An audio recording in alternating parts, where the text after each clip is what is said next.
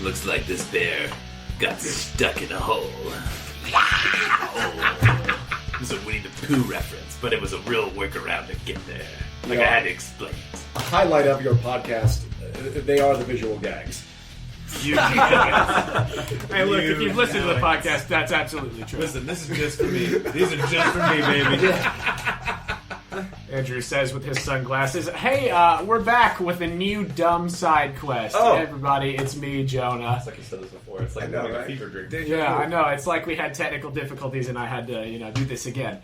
But Unacceptable. it's all right. We only missed Joe's intro, and he's going to give it to us again. How dare you? Hi, everybody. I'm Joe from the podcast. Not the other one. This one. Yes, good job. We're playing Action Movie World, which is a really good, dumb game that we found by accident. Just so he has some context of what he's going to say, Andrew. No, if I can carry a movie, I can carry your sorry ass across the finish line. My name, Mike.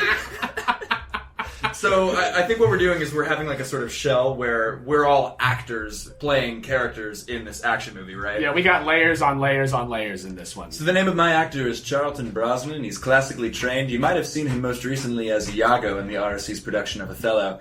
And he is playing Dr. Malcolm Pierce, professor of science. Doctorate in forensic geology, genetic informatics, the economics of bears, psychiatric calculus, theoretical accounting, and a minor in musical theater. Let me pass it on to our new guest. It is David Ian Lee, everybody. Hey, I'm David. And I'll be playing the actor Dick Harrison.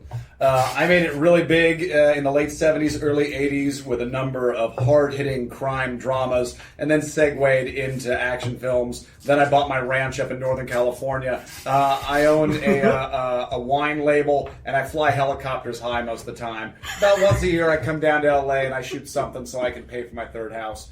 And currently in this flick I'm playing Teddy Checkmate.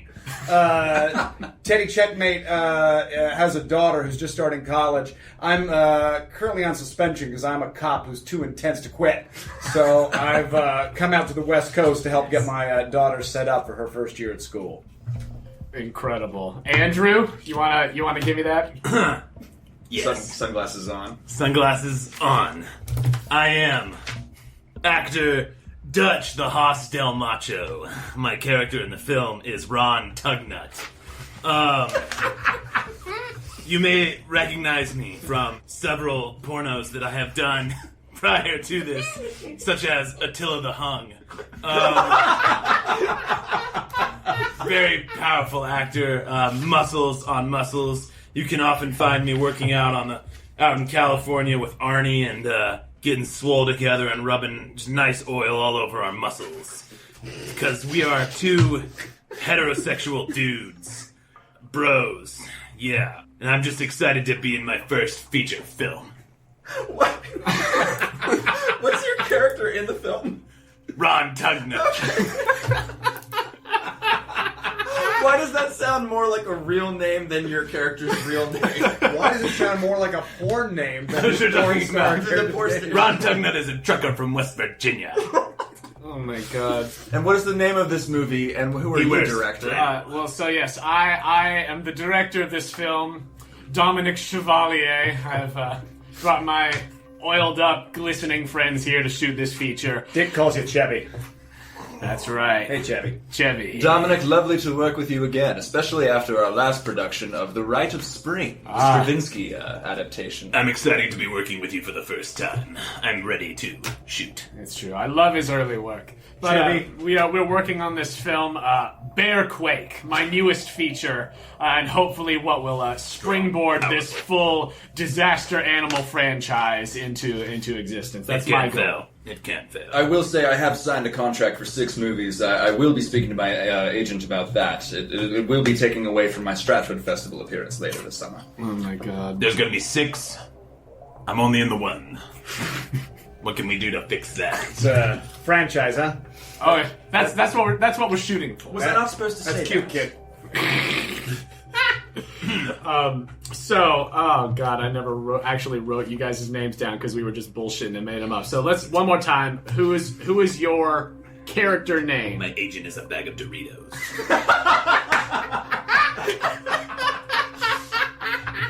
My character name is my agent is a bag of Doritos. I'm Dr. Malcolm Pierce, professor of science. All right, and then... God. Oh, this is gonna get real weird, guys. David, what's your character's name? Detective Teddy Checkmate.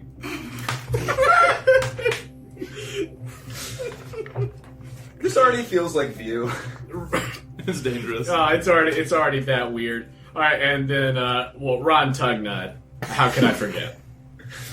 Oh man, what the hell are we even doing already? Okay, so boys, we've got to start off. We've got a couple of housekeeping things before we can start filming our movie.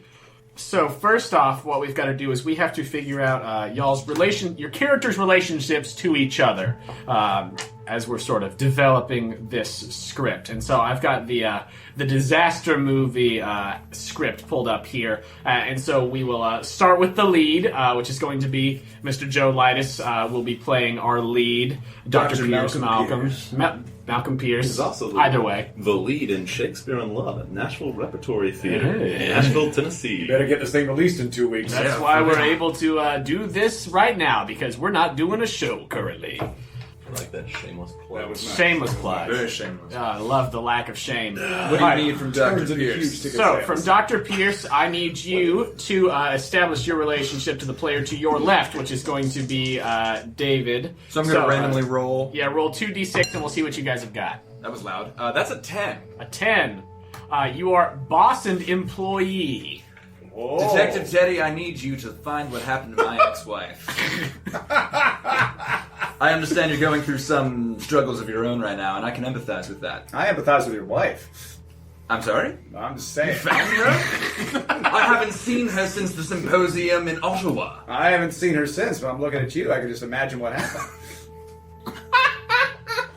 I think I need a new detective. Listen, you know why you hired me, right? Because you're the best at your job. Damn straight. I didn't know that you were fired, though. You said you're an ex-cop, right? Slightly suspended. Slightly Slightly suspended. On a Yeah. scale of 1 to suspended, where would you say you are? Not in New York right now, that's for goddamn sure. Thrilling. Oh my god. So, I've employed him to find my wife. You've employed him to find your wife. Incredible. Teresa. I'm gonna write that down. Teresa Driver. I was about to say Teresa Driver. Beloved. So What's her nickname? So did I invent a daughter going to college for no reason whatsoever? No, you still have that. Oh, but great. just- So glad. Is it Teresa the driver? Teresa the driver, Yeah, Pierce. I think she's also a scientist, or maybe an astronaut. She's an astronaut. Yeah, she's definitely an Yeah. astronaut. I'm like the she a stay-at-home post-colonial professor. Post-colonial astronomy, my other major. I haven't seen her. Are we going to establish why I haven't seen her yet, or can we? Why haven't you seen it? Just so I know, because we're just kind of making this up Okay, as we go along. here's what it It's a is. very improv heavy game. There was a breakthrough and a simultaneous disaster with the space program, and I thought that Teresa died on re-entry, but then I saw a picture of her, what could only be her, in a Seattle newspaper, and I'm trying to find answers. All right. If she is alive, where has she been? And you came to me rather than go to the newspaper offices first and foremost. I think it might have been Yeah. like a crowd picture. Oh, it was a crowd picture. Yeah, it wasn't Okay. like of her. Okay. She was. I just like. Because that would be ironic. I was looking at my academic journals one day, and I put it down and picked up the Seattle Tribune, and I saw in a picture of downtown Seattle, her face in the crowd. It could only be her. Nice. Where has she been? So she went missing in this sort of breakthrough space She disaster. went missing on re-entry. Went missing on re-entry. I did lots of re-entry and Pippi Longcocking. Oh my god. So you've hired me to find Teresa, who Yeah. went missing on re-entry. Teresa, the driver. Teresa, Pierce. the driver, went. Now, did the spaceship go missing on re-entry too? Because A lot of people don't know. 90% of spaceships don't even make it to the ground. yeah, because they blow up. Like I'm trying to. Nobody knows. Nobody knows. So Science doesn't know. So you I'm saw- science. Spaceship was flying by, coming Yes. back in, and the Coming next thing you back know, gone. Gone. All right. This is a solo mission, or was she flying around with other people? I don't fucking know. She's the driver. I mean, I'm just curious where our priorities are here. That an entire fucking space crew and a spacecraft go missing, and it's like, oh well, what's happening in Seattle? I think it was a solo, like, high altitude re-entry mission gone awry. Gotcha. It was Oh like my God. weather readings or something, and then disappeared. She was reading the weather in space. Yes. Good. Excellent. I Look, think that's a pretty solid start to Everybody y'all's knows relationship. there's weather in space. How would you explain solar wind? You got me there, man. I do have you Oh then. my God. Hey, David, how about you roll me 2d6 so we can figure out what your relationship with Ron Tuggnutt is? Oh boy. All right, here we go. I got an 11. 11. You guys are in a club together.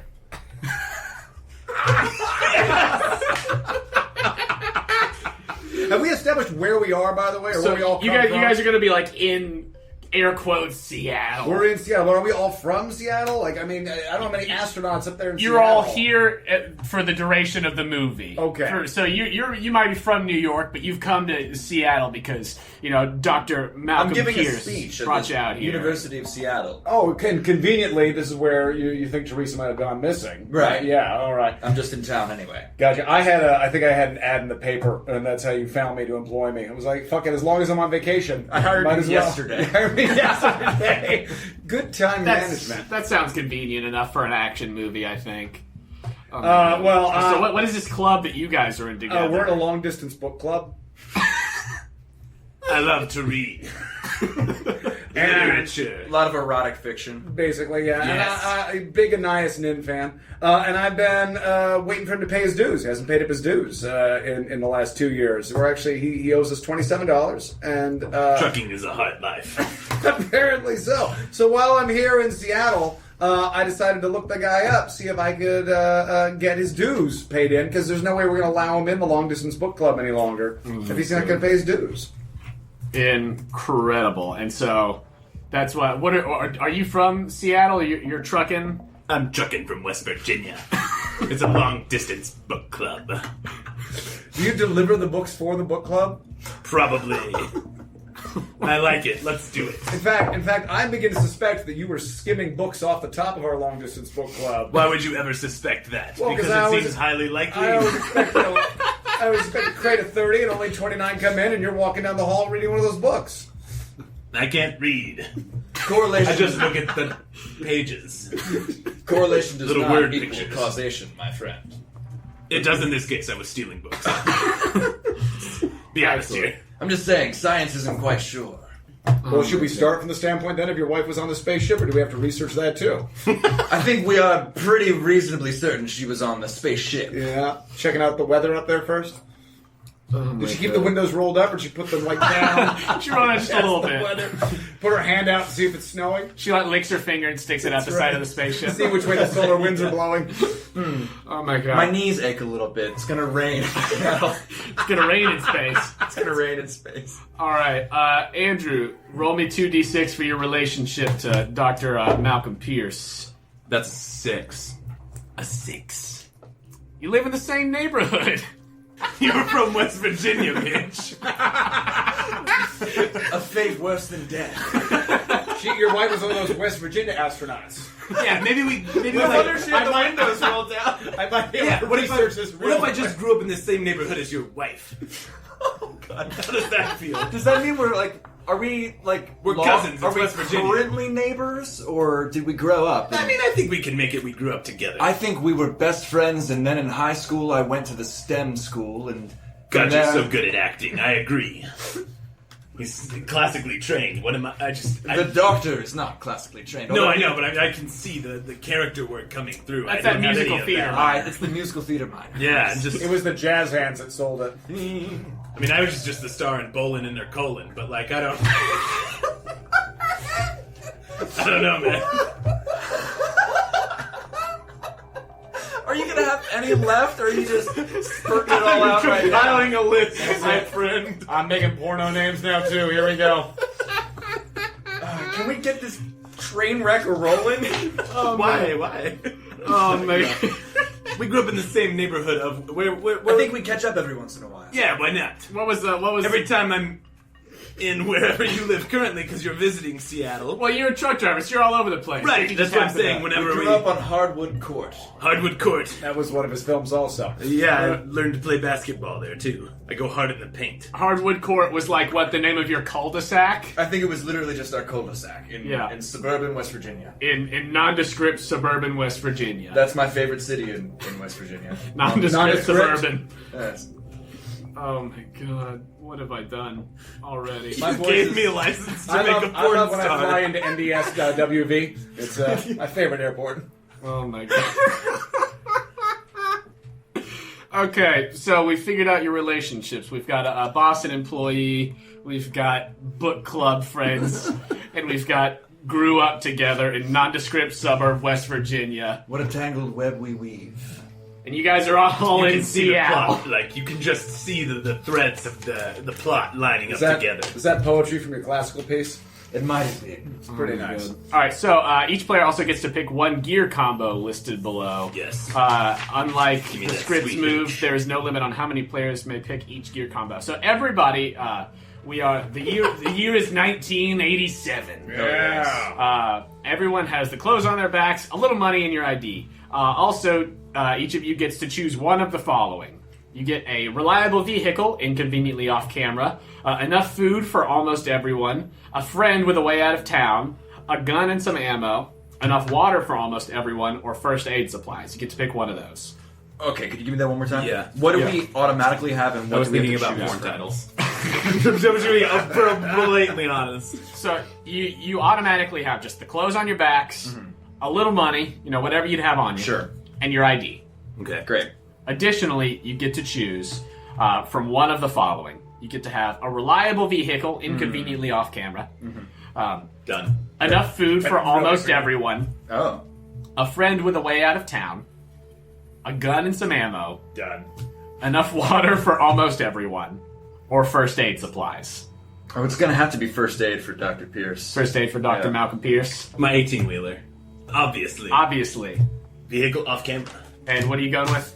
Slick automatic Magnum. David doesn't know shit about guns. I don't know. It's one of those ones that goes like this. That's what it does. Tell you what, we'll say that you have a pistol. Oh yeah, I do. Yeah, and so if you want to write down in like your little gear section that you have a Beretta pistol, 9mm. That's what it is. Yeah. America. and Walter I spent some PCJ. time That's ain't British. volunteering Whatever. in Borneo. It's tiny. Yeah. Don't you want a Borneo. big gun? Like a Colt Magnum revolver. Show off how big that dick is. I just. all right. So David, give your pistol the tags. So just right next to it, it does 2 harm. It does too That hard. was a peak. Oh my God, are you okay? Are you okay? I have to write down a title real fast. Oh my God. Bowling in her Poland. It was just... It does so 2 harm, close and loud. Close and loud. Yeah, so it's a close range weapon, makes noise, and it does 2 harm if you get somebody with it. So basically, each of you can take 5 harm total. At which point, you might die if you so choose, or I might just choose to hold that against you and make you die later if you reach that point. You can also, if some crazy shit happens, die at any point that you feel is appropriate, if that's what you choose to do. Boom, croak. Yes. Boom. The only person who cannot die is our lead, Dr. Dr. Malcolm Malcolm Pierce. Pierce, who does have plot immunity. So, I'm just writing down porn titles now. God. Forever. what have we done? All right, so everybody's got your gear. You've got your relationships, all of your moves and everything. So I think we're ready Oh god. for BEARQUAKE. Harry Squatter and the Chamber of Peacrits? Is that anything? Are you 12? Is that anything? This is nothing. That's nothing. I'm writing mine down. Listen, Lord of nothing the will be Cockroach? quite as powerful as my performance in One Flew Over the Poo-Poo's Nest. It's technically One Flew into the Poo-Poo's Nest. Yeah, no. Yeah. Please, I'm gonna add it. All right, so how do you guys want to start this? Do you want to all be together at the top of this movie? What do we think? Andrew, do you think Ron and Malcolm Pierce, Dr. Malcolm Pierce, PhD, might have made plans to meet up for coffee or something. Certainly. And I think I might be giving a lecture, but other than that, So my 18-wheeler's just parked outside this coffee shop. Which is also a university. Right outside Starbucks. Starbucks University. All right, so you guys are having a meeting We're and fighting mermaids. I just walk into the coffee shop and just a white t-shirt with a flannel, but you can see just rippling buys and tries through the shirts, and my pecs are fucking huge. Oh my god. That's all you need to know. What do you think, Teddy? So yeah, I think this is good. I think that you guys are here meeting up, but you've also called Teddy, last name. You've called Teddy Checkmate to find out about your wife. Detective Teddy Checkmate. Important. Detective. When you've got a rank. Yeah, to find out about your wife who's gone missing, Teresa, the driver, Pierce. I miss her every day. The fire of 1,000 suns. But you guys are here at the Starbucks, which were those a thing in '87? Why are you looking at me? I don't know. We're at the University of Starbucks. The University of Starbucks, It's Seattle. lecture hall / coffee shop. Okay, worried about it. You guys are at the University of Starbucks, Seattle, meeting up. It's been a while. What do you guys do? Just having some coffee, hanging out. I think I'm shaking off a gaggle of just gorgeous co-ed biology students who are all, oh, Dr. Pierce. He looks, I think, like... Tell us about chaos theory. Well, you see, chaos theory is a cruel mistress, a saucy minx, as is nature. And furthermore, Cynthia, I loved your term paper this past quarter, and until I see, I'm not surrounded by young women fawning after me. I'm just large. It's hard to fit through doorways occasionally. Because I'm so large. Oh my gosh. So wait, what does Malcolm Pierce look like again? You started, and then I rudely interrupted. I think Dr. Malcolm Pierce looks like when they make somebody improbably handsome, like George Clooney, look like a professor or something like that. Oh yeah. Or something just like absolutely bullshit. Like this guy's perfectly made up, and he's like, bears. Where do they come from? What do they want? They actually come from other bears. But originally... Or they come from their dick, one of the two. There's like a rude interruption at the back of the... Oh, hey, Malcolm, are you teaching? Excuse me, class. And I go down and... Oh, that's okay, Professor. I'll be right back, Sid. Hey, kids, bears come from their dicks. And I don't know, is Teddy there too? Teddy's not showed up yet. It's just the two of you right now. Ron, it's good to see you. How have you been? Pretty terrible, I'm a trucker. It's my life 24/7. What's the book that you have under your arm that you've stolen from the book club? Lost in Singapore. The story of lust. A story of lust. Lost in Singapore, a story of lust. Incredible. Yeah. It's on my inventory now. Excellent. I have that now. We spoke it into existence. Yeah, you have that book in your inventory.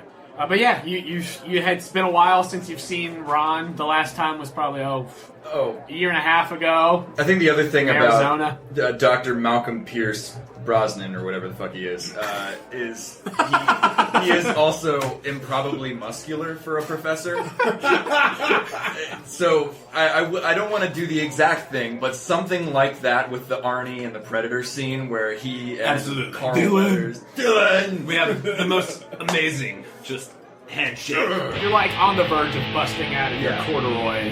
Which is funny because blazer. I think my muscle score is 0, but My muscle score is 3, so I break your arm. I'm all glamour muscles. That's it. There's no muscle strong. Yeah, there's no strength there. It's the It's fine. strength of brain. You know the brain is a muscle, my friend. I've seen you've been working on yours with Singapore, A History of Lust. It doesn't work the brain much. But it's hot. Good stuff. Shall we go over to this part of Starbucks University, the part with the coffee in it? Please, I'm so thirsty for coffee. You guys make your way over to the coffee part of Starbucks University of Seattle. As you arrive, you walk through the front doors and you see, there's those 80s baristas who are there making the coffee. But at a table, waiting for you, you see Detective Teddy, last name, Checkmate! Checkmate. And I do not recognize him because I did hire him from a classified. That's true, but you knew who to I'm look doing for. some detecting. I've already looked you up. I know all about you. I know all about your big muscular brain. I'm doing some detecting right here. I'm reconning you, actually, just to see if you're my prime suspect right now. I want to know if you know where the spaceship with your wife went on re-entry. To which I say to Ron, things haven't really been the same since Teresa disappeared. Wait, Teresa's disappeared. You didn't see the news. No, Teresa disappeared. I don't get much news in my 18-wheeler while I'm, traveling. Do you listen to Nope. 80s? I don't. 80s podcasts. What? They used to have it. They called it the radio. I read. It's very dangerous, yes, I know. Yes, Teresa. I thought that there had been an accident and she had touched the glorious face of God upon re-entry. But then I saw this. And I pull out the newspaper. Yeah. And I show what really looks like Teresa's face in a crowd picture in the Seattle Tribune. I think it was for like some environmental rally or something like Hasn't that. changed a day since high school. Hasn't changed Damn, a day you're a since- lucky man. I am a lucky man. How about you? I'm not so lucky. Just leave it there, bro. And as you guys are having this conversation, the camera was focused on you, but then it sort of zooms past you. You guys go out of focus, and you see Detective Teddy Checkmate nonchalantly peeking over his newspaper, watching you. Yeah, absolutely. So cool. Pull that thing down just a little bit. You can see the windswept hair, a little bit of sandy beach hair going up in here a little bit. Yeah, still smells of seawater. Still smells of Laguna. Yeah. What else has Teddy got going on? Look, I got one outfit. It's because it's the only outfit that Dick Harrison was willing to put on before he left his house this morning. I'm wearing a pair of Bruno Magli shoes, linen pants. I got my white tank top, A-frame, tucked in, belted. Got my St. Christopher's medallion, rocking right here, and a leather motorcycle jacket. Excellent. This is what I always wear. This man is sitting in the coffee shop of Starbucks University, Seattle, reading his newspaper. You really don't pay much mind as you go up to order. I'm gonna read my good friend Ron. I Yeah. want to see if he's doing okay. Okay. I care about you, Ron. Give me a read a situation, which is plus swagger. Is it read person?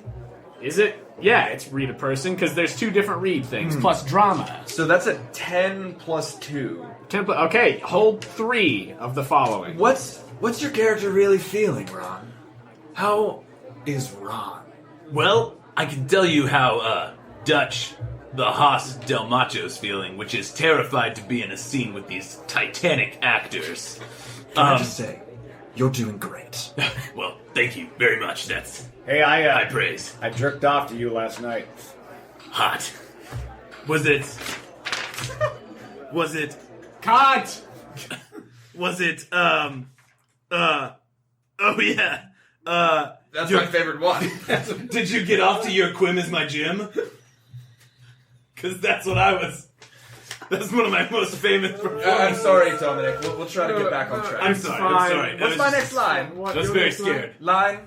I'll get back in. Shannon, you're doing great. I Ron really is just, appreciate that. He's dealing with a lot of the hardcore day-to-day life of being a trucker. He's kind of strung out on sleep medication and I know stuff. how that feels. Working with your hands, really getting down and dirty. Right, in the grit of life like a common man. exactly. I can 100% relate to that. I know you can. Theoretical astronomics is the same way. Are you ready to get back into the scene, fellas? Yes, sorry. All right, Was thank that you. not my line? Well, I had cut. I'm sorry. It's all right. So we'll just say it all exactly the same Yeah, way. just take it. Jerry, okay, we'll just go from right after that. We'll splice. We'll splice it together. Just go from whatever. Let's see. You already asked him if he was how he was feeling. So what? Your line after that. I learned in porn you should never cut. You just keep the camera rolling at all times. Let me buy you a coffee. And I do. All right, I you go. would love a coffee. Yeah. Go up to the counter and 2 coffees. Black. And there's like a strangely muscular lady barista at the bar. She's like, "Of course," and she just there's a slow motion shot of her just pouring the coffee out. Yeah, those biceps and Poison.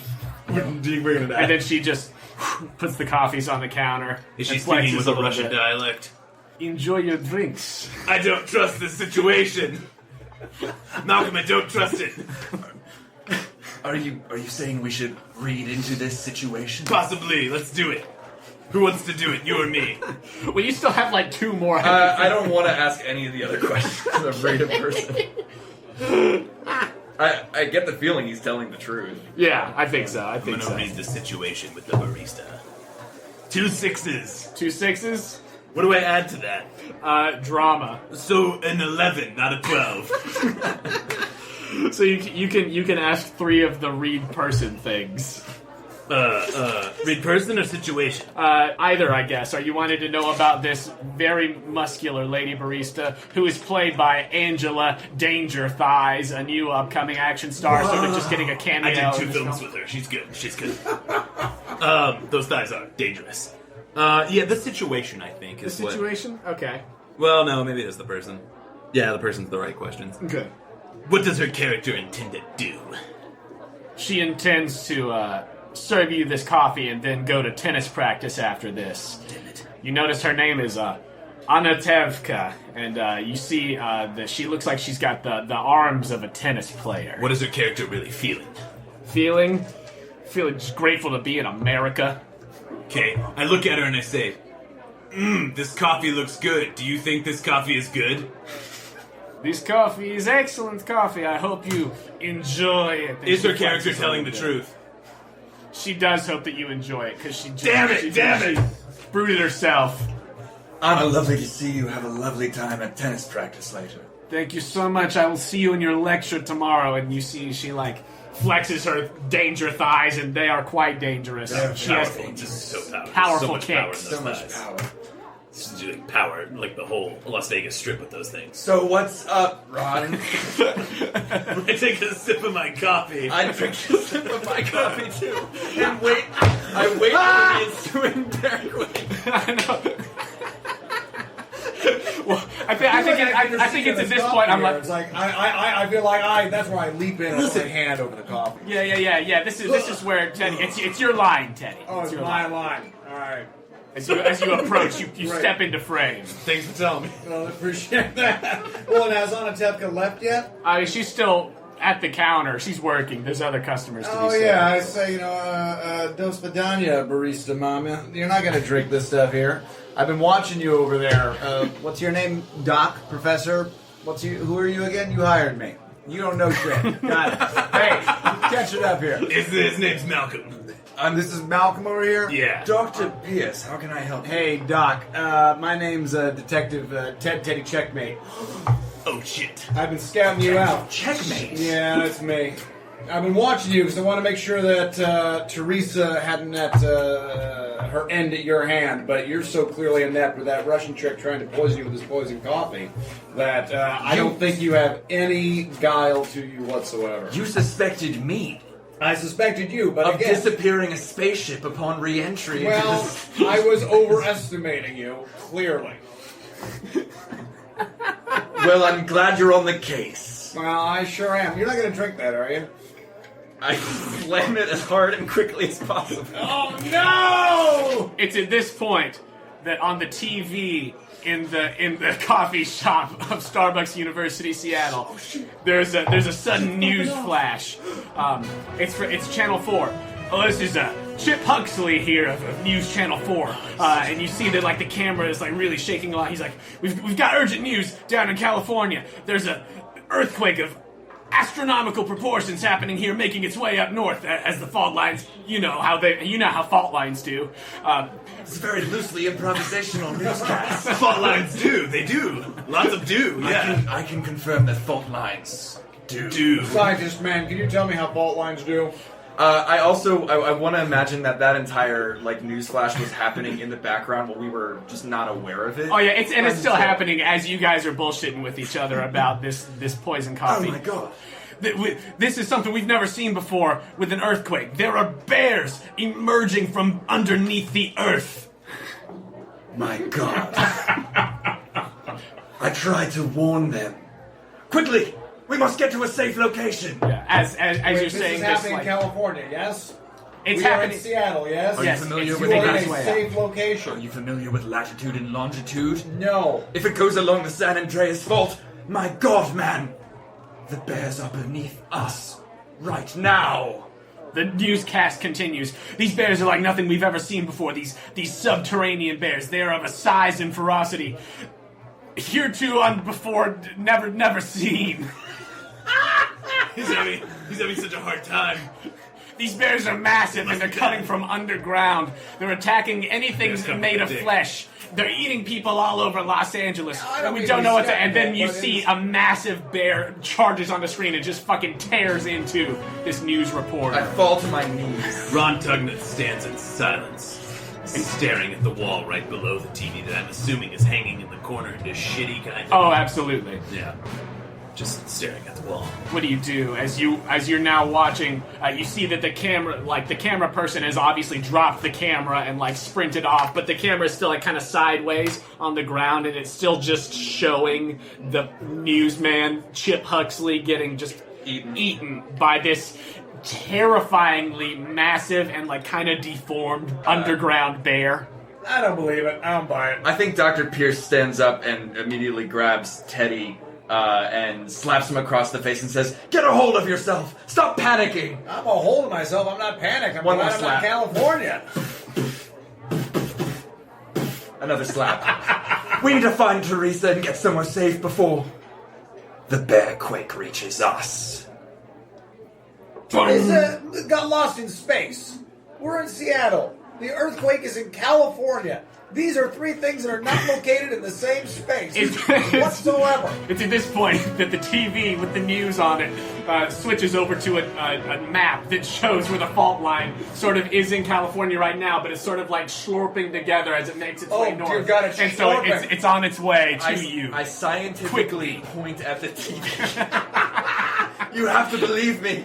We are all in danger. Anatevka, we're in danger. My God. We've got to get out of here. There's a beeping What noise. was that beeping It's noise? very It ominous. was the TV.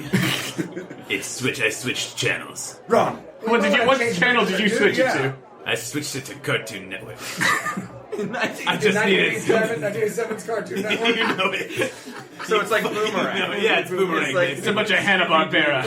It's all Hanna-Barbera right now. Run. You have a truck, right? I do have a truck.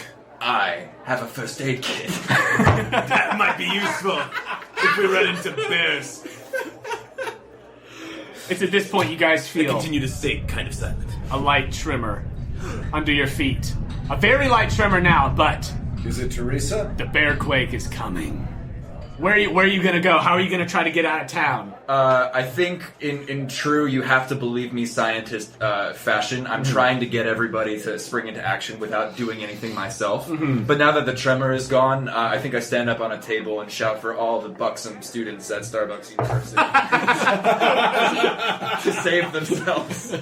Yeah. At this newscast and seeing a person mauled on screen, yeah, everyone is starting to go into a panic. And you look outside, you see people running all over the place, and you know from feeling the light tremors and everything, and looking at the map that it's only a matter of minutes before the bearquake is in full force here. So where are you gonna go? Run! Where's your truck?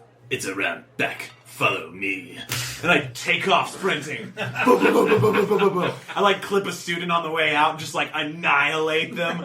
Like they're just like, ah! Just like boom! And just keep going. Are you like parkouring across campus? And No, I'm like, just running through campus. running through them. Through All right. people. All right, tell you what. I'm middle linebackering a path for these two to my truck. Give me a violence roll Violence roll. to see how you can make your way through this crowd. It's that's plus muscle, correct? Correct. Oh my god, it's a 9.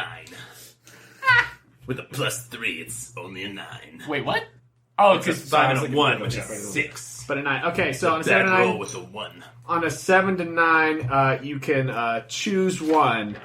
You choose from any of those, because this is less of like I'm gonna hurt people, but it's you just busting your way is through. violence. So just from any of this list, choose one. You inflict harm, but you take some too. You inflict harm, but are driven back. You inflict harm, but a friend is hurt badly. Or you can choose one of the 10 plus. It seems more like a stunt, don't you think? No, because he's not doing it fancy. Okay, He's just good. barreling through. Gotcha. Gotcha. Oh, then it's just you hit a whole bunch of people. You hit a whole Like bunch he's just of people. middle linebackering through a crowd. All right, so you guys are running toward the truck, but you have to run all the way across imagine, campus, right? College students getting thrown. Just out of my way, freak. Strewn about the place. Jarhead. I'm not interested in your skateboard. What's everybody doing? Boom! I think I was trying to go for like an emote move. Oh, an emote move? With Yeah, the absolutely. drama to try to get everybody. I think pick an emotion to convey via speech or physical movement. When you display that emotion in a melodramatic fashion, roll plus drama. Nice. And I think that emotion is like controlled panic. Like get everybody like Get 'em jazzed. just jazzed and ready to go. Okay. Yeah, I think so. Give me an emote. You don't understand. I have a doctorate in forensic geology, and that bearquake will reach us within the hour. That's a 8 plus 2. Oh, so a 10. Excellent. All right, so you get to, let's see, take 1 forward when acting on your controlled panic.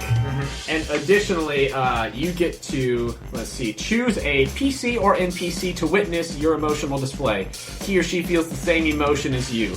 If a PC acts on the emotion, he or she takes +1 forward. So who do you want to inspire that? Do you want to who am I inspire gonna one of these inspire? two or Anatevka? I'm gonna inspire Teddy. Checkmate. You're inspiring me. So everything you do, as long as you act with controlled panic, you get a +1. I pull out my Beretta and I say, "All right, kid, let's walk fast." and you do. Meanwhile, I'm just running through a crowd. You clear the path. I'm following you. Listen, you take me after Tuggnutt, whatever his name is, and I'll pull out the rear. Do you have any leads on Teresa? I say. As you guys are like running. You guys are running through, Walking through fast, the quad. Walking fast. Listen, Dick Harrison hasn't run in about 3 years here. Me neither. No. Any leads on Teresa? Yeah, last she was seen, she was going that-a-way. Like across the sky. Like I down. love those visual gags. That's right. They play really well on radio. Yeah, last anybody saw her, she was going past Uranus. But she was on her spacecraft. This photograph is very strange to me. I think it might be doctored in some sort of way. Not entirely sure who by or for what reason, but I'm skeptical about it. The tremors are getting heavier and heavier as you guys continue I thought along my the truck way. was so much closer. You gotta go across campus. I thought it was just like right. I like parked it on the Starbucks, but no, it's fine. It's like in the middle of campus, and there's not like the roads through campus, so you had to do it at like the cargo bay. It's fine. Just through another kid. You said it was right behind the Starbucks. I got towed. Oh, is that what happened? It's in the process of being. As you Don't worry, approach- guys. This happens all the time. As you approach the cargo shipping and receiving area for the university where you had to park your truck, what's your truck's name? Because I know you've named your truck. I haven't yet, really. Yeah, go to your porno, see which one works. You know? The long haul. No. I'm sorry. It's not a I think it porno. could be right here, but Yeah, well, but I think it's just Annabelle. Annabelle. Annabelle Lee. All right, what does Edgar Allan your Poe. truck look like? Fucking American flag painting all over the main part of the truck. Just fucking freedom. And it's hauling an empty tanker currently because I just dropped off shit. Excellent. I gave myself Shit. a huge advantage with like an empty tank. Empty tank. Yeah, put all those people in it and save them, or just put them in a big crate to die. All right. So when you say shit, it was full of shit. Just things Was I it don't full care of about. shit? No. Oh, Like okay. it wasn't books this time. he's not actually delivering manure and books around the country. That's how you hide the books in like a Yeah, it's contraband. Contraband books from Singapore. As you know arrive at Annabelle, the America 18-wheeler, the tremors have gotten stronger and stronger, and as you approach, you Annabelle, you see aka Annabelle. Mistress Freedom. And I'm writing that down. Cool, now we're good. That's what it was missing. You see Mistress Freedom not that far from you, but the tremors are almost too much for you to handle, and all of you sort of stagger for a moment as you see cracks emerge in the ground. Gradually at first, and then you God. see the ground begin to split in front of you, all right where Annabelle is, and the ground splits further and further, and it looks like she's like on the verge of falling into the hole. No. And as soon as it opens wide enough, they emerge. Oh. The bears emerge from underground. Massive, bigger than a Kodiak and even nastier looking. God, and they let out a mighty roar as they come out from under the earth, and they see. And they're between you and Annabelle, who's on the edge of this crevasse. 5 bears emerge from the ground. It looks like 2 of them immediately notice you, and the others are sort of just in the area, but they're coming out from different angles and stuff, so it's just the 2 that see you right now, but they've emerged. Ursa Quaker. Give me a fucking killer one-liner move, roll plus swagger. I have a negative to that. No, I don't. Yes, I do. That's a 7, nevertheless. Shit, alright. Okay. Okay, so Play with fire. killer one-liner. When you deliver an awesome one-liner catchphrase, roll plus swagger.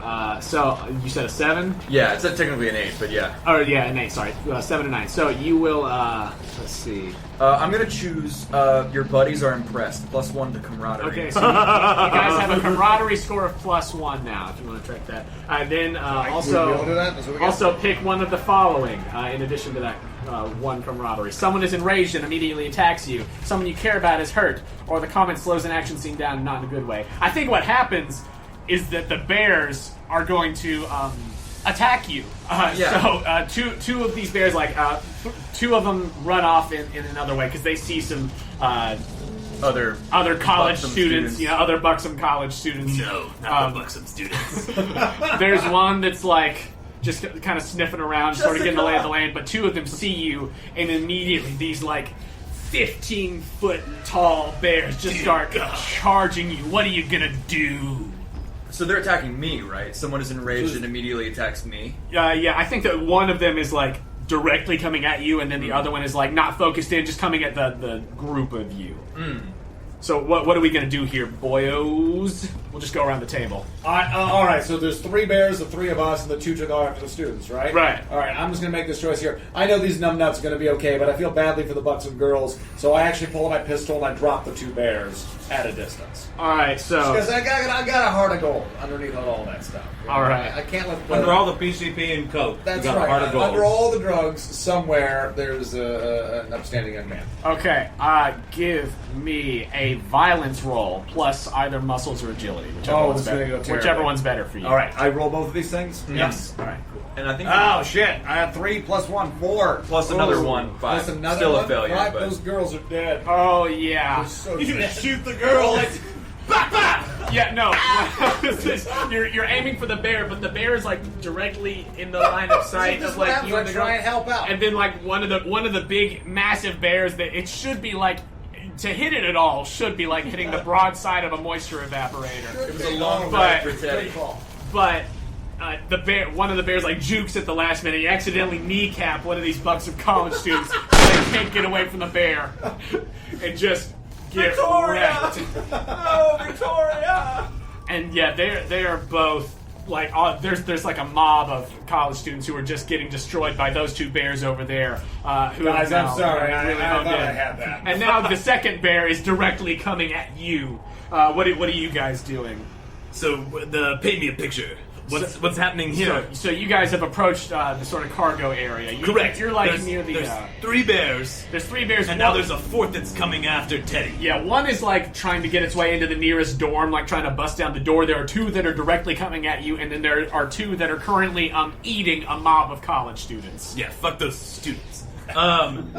Is there one that's near Annabelle, aka Mistress Freedom? I'd say that the 2 that are like charging you are probably the ones that are closest to Annabelle still. Excellent. Then I'm gonna do what I was made to do. I run towards one of those 2 bears, and I just am gonna start punching it to fucking death.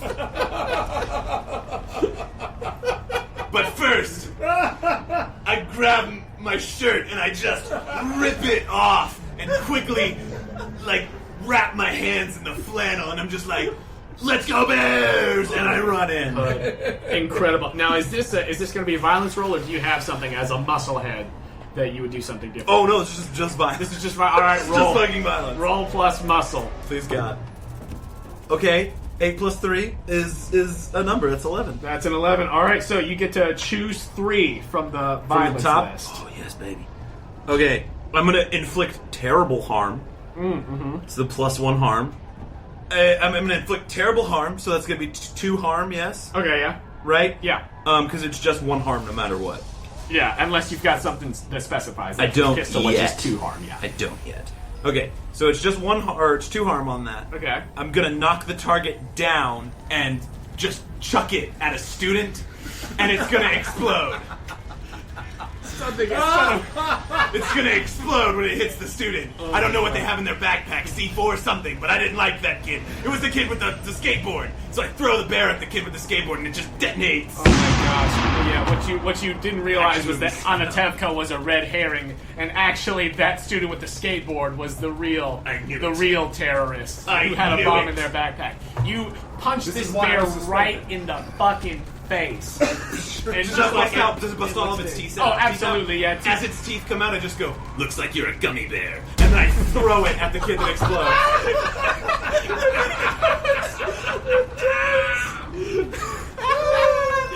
Oh my god. Alright, so that's one bear down. That bear blew up. What are you gonna do? I am a lover, not a fighter, and I'm a professor most of all. I think I'm gonna try to get into Annabelle and get the motor running while the muscle. Don't you touch Annabelle, you bastard! Never mind. I'm kidding. You can try. Do whatever you want. I'm just fucking with you. I say, run! Throw me the keys! I chuck the keys. And I try to get into Annabelle and get chuck the bear, throw the keys. Yeah. get this shit running so that we're able to go if we need to peace out. Okay, I'm gonna make you give me a stunt roll because Annabelle, aka Mistress Freedom, is on the other side of this crevasse that is formed in the ground. Oh, can I do muscles? So you've got to make your way across. Do it. Muscles? Yeah, you can use either muscles or agility Okay. for stunts. Yeah. Wow. Okay, that's a 9. There you go. All right, so on a 7 to 9, the stunt is successful, so you take +1 forward. However, you've left yourself in a precarious position. Choose one. You fall. You lose something. You leave something behind. You hurt yourself, or I make a move against you. What's it gonna be? Jonah, please make a move against me.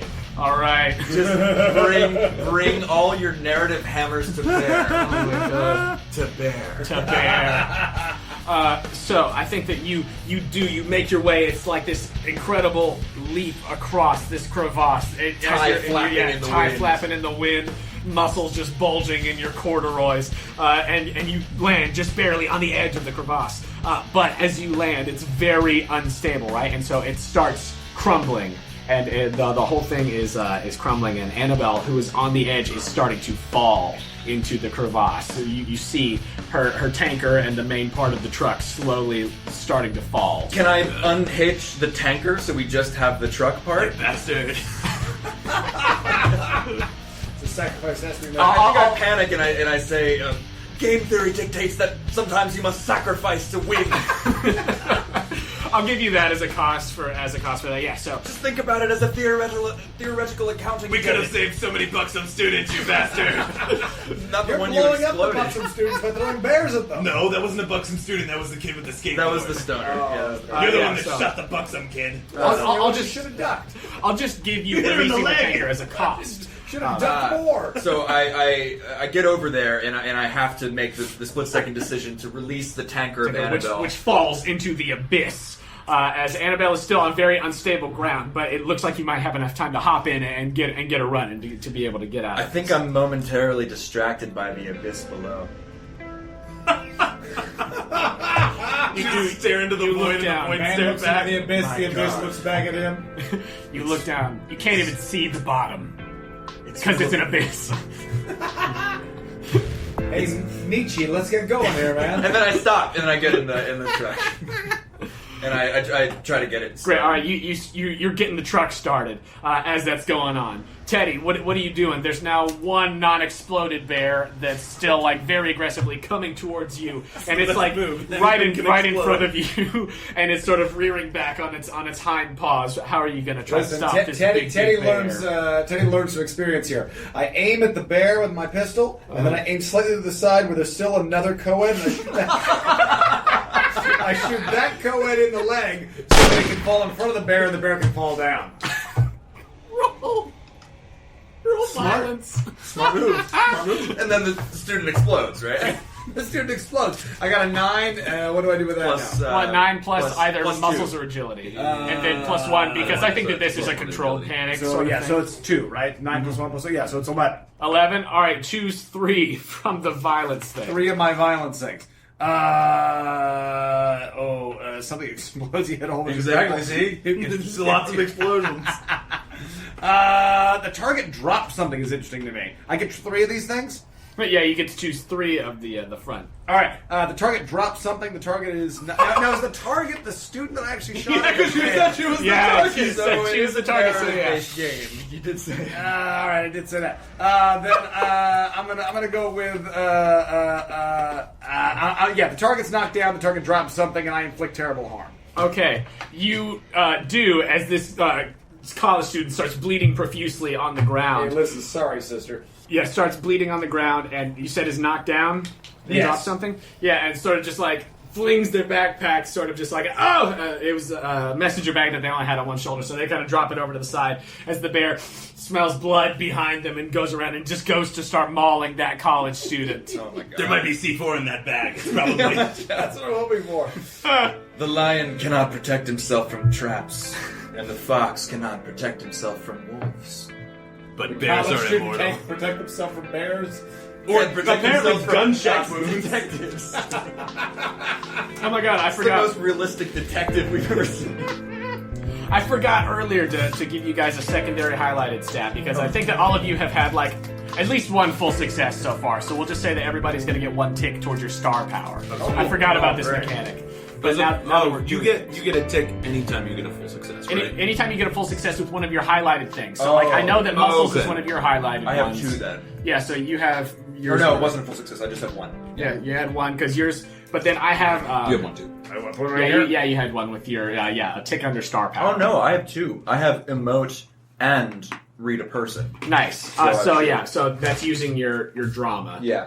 Cool. And so I think I forgot to do this earlier, but as we're going out of this scene, as you shoot this college student, the bears are all distracted. You guys are able to hop into the truck and you move him out of the driver's seat, Ron, and you take over and you guys start driving through town. So I don't save the buxom student that's on the ground being mauled by the bear. It's too late. The Damn bear it. is on them. Do you have one more thing you want to do before we leave the scene? No. Okay. Let's leave it. All right. So you guys speed away, leaving the college students to be mauled. We're just did you pick up that backpack? Did we decide she was dirty after all, or did we? No, it was the kid with the skateboard. She was a red herring. There is literally no reason to suspect Anna Tevka other than that she's Russian and handed us coffee. And that is enough 87. for me. It's That is more than 87. enough for me. If she's Russian in a film that in is true. 87, she's Please. bad. Yeah. We cut this scene and I say, all right, fellas, this is going really well. You know, I think for this next stage of shooting, you all are doing really well with doing the things that you're good at. We all know that you're good at these things. You know, you've got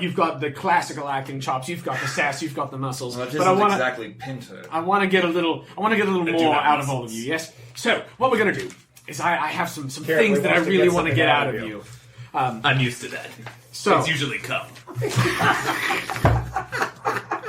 Sorry, Dominic Chevalier. What was that? so Yeah, chefs, what's up? You're really nice for directors. I'm used to working with shit. So Dutch, what I want from you many is of those we've films got did the you do? muscles and everything, but I want more. That's a German. I want more emotion out of you, Dutch. I want more understand. emotion out of you. I can give it to you, trust Yeah. me. So I've just said that really- a lot, but I'm meaning it different right now. I know. I believe you. I mean, there's a reason I cast you in this film, and so I really want you to really just give me all of the feelings from the muscles, but also from the face. All right, yeah. All right, so Continue. I just picked up your British accent for a hot second there for a moment. I was like, all right, yes. So it's cool. That's acting. all right, so now drama is going to become your secondary highlighted stat. Okay. So But it's still a -1. it's still a -1, but if you manage to get a full success with drama, you'll also get a star point with that. Wonderful. Got it. And then I look and I say, all right, Harrison, there's a lot of sass, and the sass is great. But I really need you to try more. So if if you could just give me sort of more movement on screen, you know, the stationary and just, you know, giving it right down the barrel of the camera. I love that. But if you can give me some more, you know, sweet flips and things like that, I think it'll really add, walk like I used to. I think it'll really add a lot to this film. So we're gonna say that agility is going to be your secondary highlighted stat. So if you manage to get a full success with agility, you'll get a star point with that. All right, then that's everyone. Let's head into All right. I'm sorry. Do you have a note for me? I do. Well, you know, in the spirit of fairness, I think that I should, you know, give these out to everyone. And you're doing a great job. Yes, so, in fairness, yes. right? You know. But yeah, not because of what I'm doing. Exactly. Right. Well, the acting is all there. Yes. I just need more power. I need more raw testosterone from you. You know what I'm saying? I'll see what I can do. All right. For you, Dominic, anything. Bless you. So anytime you get a full success with muscles, that will get you a star point as well. So you all now that we've gotten through this first scene, and because I forgot to do it at the very beginning of the game, you now have a secondary highlighted stat. And whoever has the most ticks at the end of this movie will get a star point for the next movie. But so you guys are speeding through town in the 18-wheeler. I need you, Ron, to make a stunt roll to drive this truck because the streets are like caving in all around you. There are people and bears everywhere. I think that this one has to be agility, unless you can give me a really, really good reason why you're steering with muscles. Listen, here's the thing. It's a massive wheel, right? It's a real big wheel. It's a and very I gotta big make wheel. really quick turns on this thing. Did you watch in Mad Max when they're like really wrenching that wheel around? I'm gonna be flexing that whole time. I'm wrenching this wheel, man. Okay. The whole time. Listening. All the power steering fluid was in the tanker. Right, yeah, no, you just totally fucked everything. It's just gone now. I'll allow it. It's okay. It's only gonna be a 9. That one is really just being a bitch. Okay. So as you're steering your way through the streets, right? You guys are making your way further downtown because what you're trying to do is you're going through town so that you can get out of town. But the way that you're sort of like on the south western side of town. You're wanting to get to the northeastern side so you can get out of the area of where this crazy fault line is because you're trying to escape. Give it to me, truck. I think I'm having a conversation with Anna Tefka in the back of the cab. Oh, What did we say, Manatevka? Should we save her? Sure, why not? Did we not? I thought she was with us. She snuck in. No, she hopped in. She saw that none of you were really paying attention and were too busy shooting co-eds, and she was this like, well, is perfect. As you're talking we gotta about get out of here because you're there's a trying to bear. get us out of town. Can I intercede here? Can I Yeah. block this whole thing? In a second. Okay, because I got a move I want to make. Yeah, so Fuck you're yeah, give it to me, driving, truck. giving hard turns. Give it to me, truck. That's how I'm they gonna do it. turn so hard, truck. Yeah, truck. Yeah.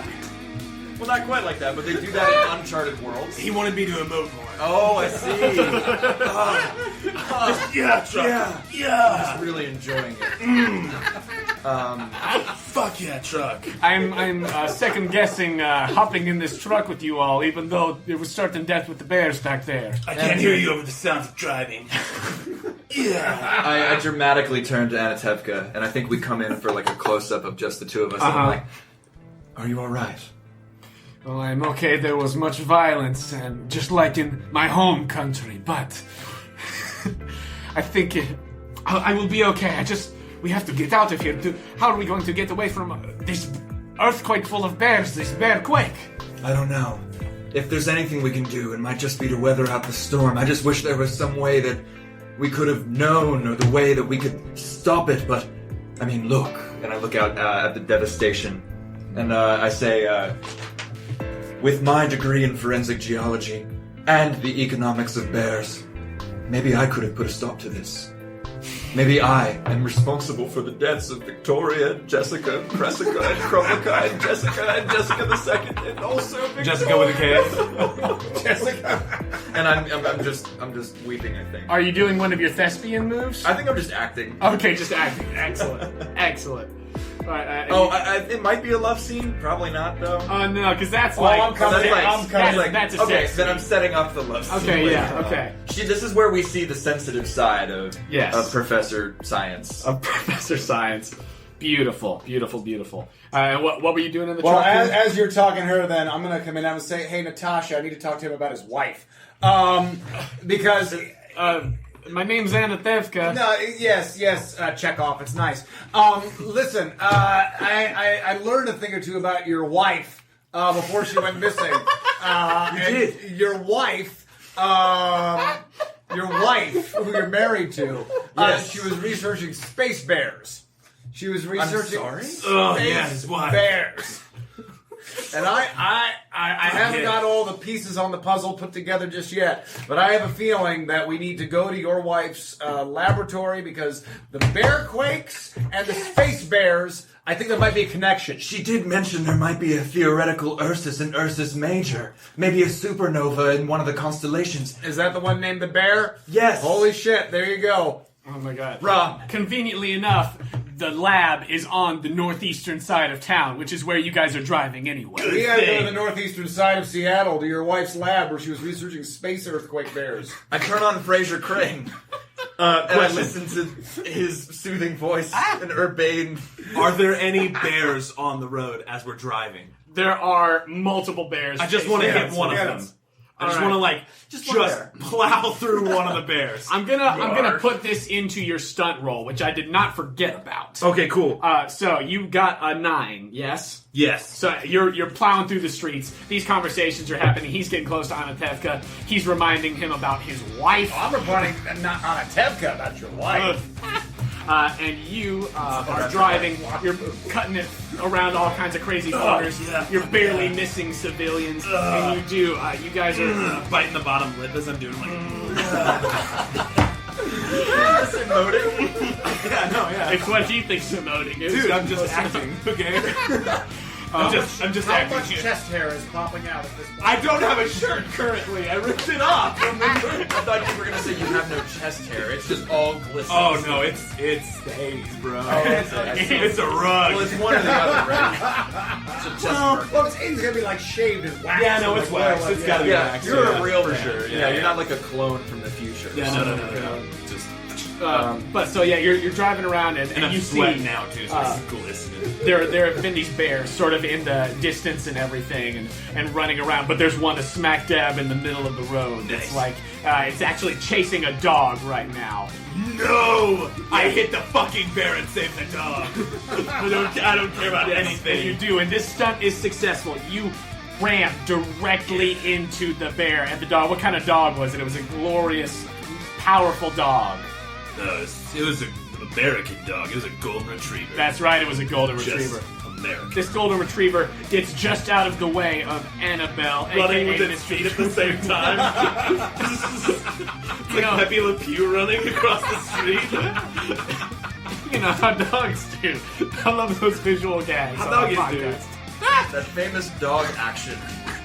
It's the only action they can take. In We the love game. to see it. But the truck hits this massive bear and actually careens it directly into the crevasse. The bear does, that's right? going down. Yeah, the bear Cool. does. As I hit it, I just want to be like, looks like I just made blueberry pie. Blueberry pie. Roll for a killer one-liner as the bear falls into the abyss. Dominic, who wrote this? Who wrote this? Well, it was myself. What do I add to that? Is that drama? Do what? Is that drama? Emote, yes, is plus drama. No, it it's was- Swagger for killer one-liner. Oh, sorry, I was looking at emote. Sorry. Is it swagger? But it was me, myself, and Caden Wolf wrote this script. Yeah. So I know whose hand to shake. It's a 7. I just say whatever I feel 7? like when the camera's Yeah. A 7. Let's see, killer one-liner. I think that. Someone is enraged and immediately attacks me. Do you want to take 1 forward to your next roll, or do you want +1 to camaraderie? It will feel weird if I'm like, +1 to camaraderie, and then someone hits me. Oh, I think that what's going to happen is that it's going to slow down the action scene because your truck, you total. Well, then I'll take 1 Annabelle. forward on the next roll. Okay, so you take 1 forward to the next roll, but Annabelle is totaled from the sheer Annabelle's impact toast now. because from your stunt roll, I'm going to say you lose something, and it's Annabelle. She's completely save the dog. wrecked. It was worth it. That's a real American hero. The engine is smoking, and you're teetering on the edge of the crevasse. Not the dogs. That's absolutely right. Just another casualty of my unwillingness to action. Yeah, camera really zooms in zooms in. on this attempt at one tear. Just really squeezing it out. Just really squeeze that tear out. Oh man, but yes. Does so my Annabelle emote is carry total. over from the earlier scene? Does your what? Emote carry over, the one that gives me and David's character a bonus? I think that as long as you're acting With controlled panic? Yeah, with controlled panic. That yes. Because I think I've taken a real swing into the dark side. Yeah, I think so. You're just really going down that path. It's all my fault. Jessica 2, Victoria, Jessica with a K. Cressica, She was hot. Jessica with a K, Skateboard Man. And Anatevka says, "Well, the truck is totaled. What are we going to do now?" We have to get to the observatory, laboratory, bear, space, museum. How far away are we from the observatory, space, laboratory, space, bear museum? Can I commandeer that's- a vehicle here? I do have a gun. I feel like I think you can. the gun is going so well for me so far. Who else has a kneecap around here I can shoot? There are cars definitely around, and some people have been, crazily driving around. Some people have just abandoned their cars. All right, I completely see an off the abandoned road. vehicle. All right, we're going for the abandoned vehicle. Let's all go. We're hopping Okay, in. great. You guys find we go. find a Bronco, and I'll hop in, and you continue your way across town. Everything I know about detective work comes from Grand Theft Auto, the video game. So I knew eventually we'd find a way to get there. Yeah, excellent. And the dog is sort of like following you Oh, guys. we're taking the as dog you- with us. We're taking Excellent. the dog with us. The golden retriever hops into the back of the Bronco. Is he as my well. friend? Oh yeah, he licks you on the face in a way that you know is saying thank you for not letting me get eaten by that bear. Like, what was the movie where the bear ate the cat, but they had to keep on getting more of that cat? Oh, Milo and Otis. Yeah, Milo and Otis. Tons of animals died in Milo and Otis. It was like a Disney film that was made out of. This is the plot, or this is the reality? This is reality. It was made out of Japan, Real life. in the 80s, Yeah, it was or around whatever. sometime, yeah. And Disney was like, "Yeah, we'll buy it, right? Yeah, whatever. We'll put our name on it, right?" And then it was found out much later that tons of animals died because they did a scene where this puppy and this kitten were fighting a bear, but it was real life. It wasn't no. animated, and the bear was just killing them. The cat specifically, I think. Yeah, the cat died. They went through 20. Yeah, the cat didn't die. Multiple cats died. Right. Oh man. That's showbiz. It's crazy. Anyway, So this glorious golden retriever, this powerful masculine dog, just licks your face as a sort of nonverbal thank you for not Milo and Otising me. you're welcome, Milo. You're welcome? You're welcome. I had a really bad time. Cut, take it back. Take it back. One more time. Action. You're welcome, Milo. Nice. I prefer Norwegian. Nailed it. Nailed it. And you guys speed off toward the observatory as we cut to the next scene. You guys are driving through town again, and you let's see, you are close. Who's to- driving this time? I think that Teddy is driving this I'm in time. the back with a dog, looking Americans. Fuck. I must warn you, when we get to the Bear and Space Museum, they were, I think, working on some, shall we say, exotic materials. I'm not entirely convinced those were co-eds we were running down and shooting. I think they were soon-to-be co-ed bear clones. I think they were fucking co-eds, and I think you committed murder there. I'm trying to look for an out here for myself. I mean, we're not going to tell anyone, but I'm pretty sure you killed some people. Yeah, all right. But how many people did I kill through inaction? A lot. You say it's Yeah, just that makes me speed feel a down lot the better, road. man. I only shot 2 people directly. Think of all the people you killed. I saved a dog, so winning. Natasha, can you believe how many people he's killed and his wife's missing? She's just frowning at all of you while petting the dog. I'm holding the dog because I like to imagine someone jacked as Arnold Schwarzenegger with no shirt, just holding a dog in the back seat of a sedan. I like the idea of holding the little tiny poodle or the little tiny cat, but it's the giant. Yeah, no, that's what I'm just. Oh, amazing. So Don't worry. Natasha, Puppy. doesn't he seem sad about his wife? yeah, Really he's sad. well, maybe not sad enough. Fucking challenge accepted. You're rolling to emote. That's an 11, motherfucker. How sad am I? You are so fucking sad. So now you So I think that overrides the control. yeah, that overrides the control Panic. panic. So now you get to take +1 forward when acting on your just pit of sadness that you were Yeah. in. You've shifted it now. I don't know who I want to give that to. Who the other person that gets +1 when they feel sad. Clearly, you need to work through your emotional issues with killing co-eds. So I'm gonna see. When you look into that deep, dark abyss, you realize It's nothing. Nothing compared to the one in your own soul. Fuck you, man. And Fuck you, bro! Fuck you! If he ever acts out of sadness, He'll get a Teddy +1. will have a +1. Excellent. All right, so you guys are speeding. There's catharsis coming. Oh yeah. Making your way toward the Bear and Space Museum. I need some water. Oh my God. Space Museum.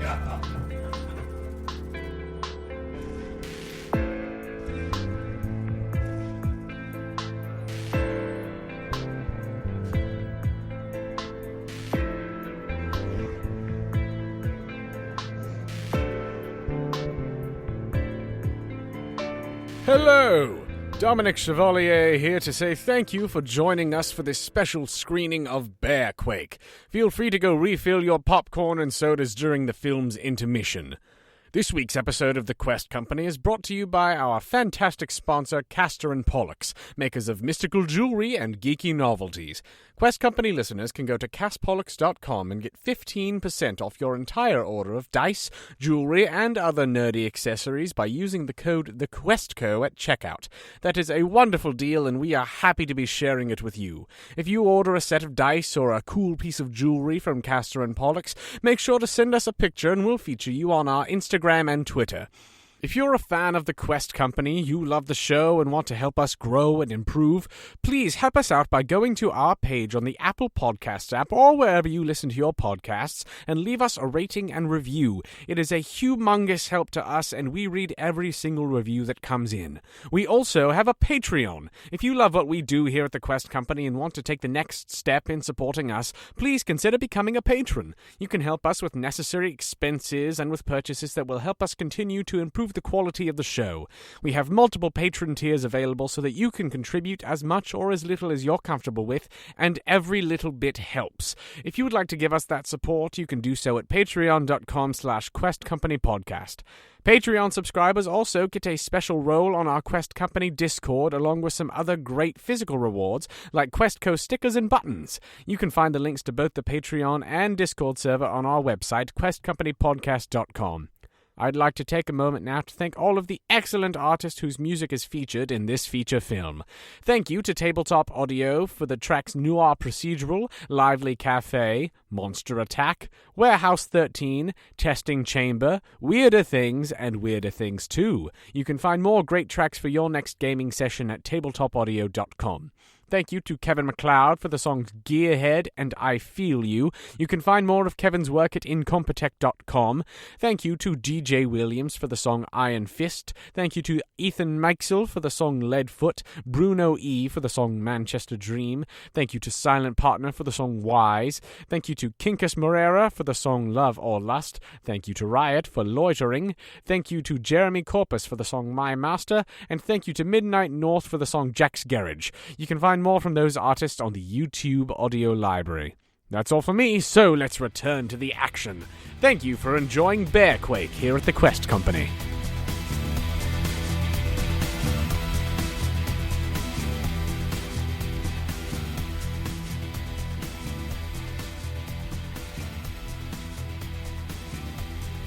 You guys are hauling ass toward the Bear and Space Museum. Yes, we are. With Teddy at the wheel of the Bronco, with Malcolm, Dr. Malcolm Pierce in the front passenger seat, and then Ron Tuggnutt with Milo and Anatevka in the back. You know it. So you guys are speeding through town. You know what happens in back seats. What? Don't worry about it. You're making your way, and you're a good chunk of the way there. You are once again driving around, making your way. You're like going up on the sidewalks and going around just because these massive crevasses are just continually coming up. The earth is in a constant state of trembling at this point. I think I have a dual purpose here as well, by Yes. the way, which is every time I see Anatevka now getting a little bit canoodly over here with lug nuts, I swerve that thing nice and hard. So it's like, oh, they're about to do a little, canoodle, like, bah, and I'm like snapping them apart. I'm cock blocking all over this guy. Oh my gosh! Tell me what. Give me a get what you want roll. I don't know what that means. Or how So to do roll it. plus magnetism. Roll plus magnetism. That is a 7. A 7? Okay, so you are, every time she seems to be getting a little close. I'm just watching the rearview mirror. Yeah, you're just looking in the rearview mirror, and every time she gets like a little too close, or he starts, itching in a little bit, you sort of give it a hard shift. Yeah. But she gets annoyed because she just hits her head against the window. At one point, she's like, just drive. What are you doing? And so you get what you want. I look at her and I'm like, yeah, just drive. And then I look back at her real slow. Just drive. Things fall apart. The center cannot hold. The falcon cannot hear the falconer. Are we almost there? You guys pull up. What's your contemporary piece? You arrive at the Seattle City Center, which is where the Space Needle is, as well as the Seattle Repertory Theater, Children's Theater, and Opera in this big sort of place here. And you arrive, and it is sort of the Bear and Space Museum is past the city center, right? But you have arrived at this, and it is untraversable by car. So you guys are gonna have to get out and make your way across the city center on foot. It looks like. I'm gonna just scan the whole area, really trying to get as much of a picture of it as I can. All right, give me a read a situation. Wow, that is a 9 minus, what is that, swagger? Yeah. -1, it's an 8. All right, an 8, so you get to ask 1 from read a situation. What should I be on the lookout for? The bears. Bears? Really big bears. I think we have bears. It's like New Ridge all over again. What's most dangerous here? Death. It's dying, probably. Shit. And you see there are a couple of bears in the distance that you note around the campus here with blood-stained mouths, and you see bodies of civilians just sort of torn apart in pools of blood everywhere amongst this hellish landscape that's sort of all topsy-turvy with these cracks through the ground everywhere. All right, what should I be on the lookout for? Bears and earthquakes. Bears, yes. As we leave the Bronco, Uh-huh. I want to take Anatevka by the hand. Having worked with her before and feeling very comfortable in the situation. I feel comfortable with her as a fellow actor, someone I can play off of. And I just want to take her hand and be like, "Don't worry, Anatevka. Watch over Milo for me, and I'll come back for both of you. Don't worry, I always save a dog." And then I'm gonna just like pet her hand. Is that That's a love scene. No, that's a love scene, bro. Okay, so tell you what. I'm trying to turn something where I just don't want to like take advantage, so I gotta like see what her reaction is before we go any further with this love scene. Gotcha. I will say that you can. We won't go full love scene with this because that's like doing the deed, right? Well, I mean, we could. What are you referring to? Right. It's my specialty. It's my specialty. But I'll let you sort of lead into it. Here. Okay, So, yeah. so roll with magnetism here. Okay. Booyah. Double sixes. She is 12. She just looks at you. She just Hell yeah, motherfucker. Crotch. 12 was your nickname on porn set. No, 12 was my nickname when I did. Oh no.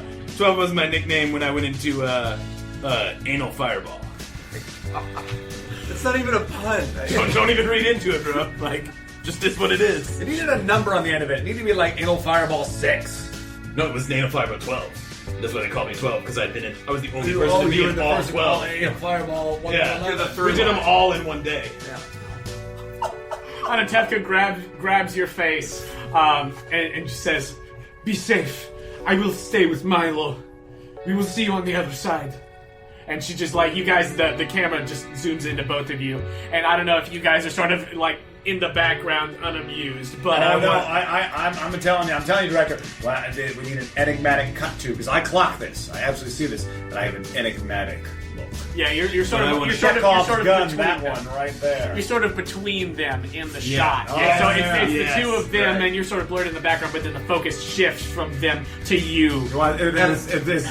Yeah. And I'm still looking like, what am I looking at here? This was the shot. You want to see? I'll do it for you. Or is it like the held off I kiss? think it's like you get really close before the other two guys. Like, we gotta go. We gotta fight these bears. All right, so you guys start. We gotta find your wife. Yeah, so I'm gonna give you the look. This is the one I gave. I love those visual gags. That's what it was, right? That's a great plays video well. for it. Yeah, plays well.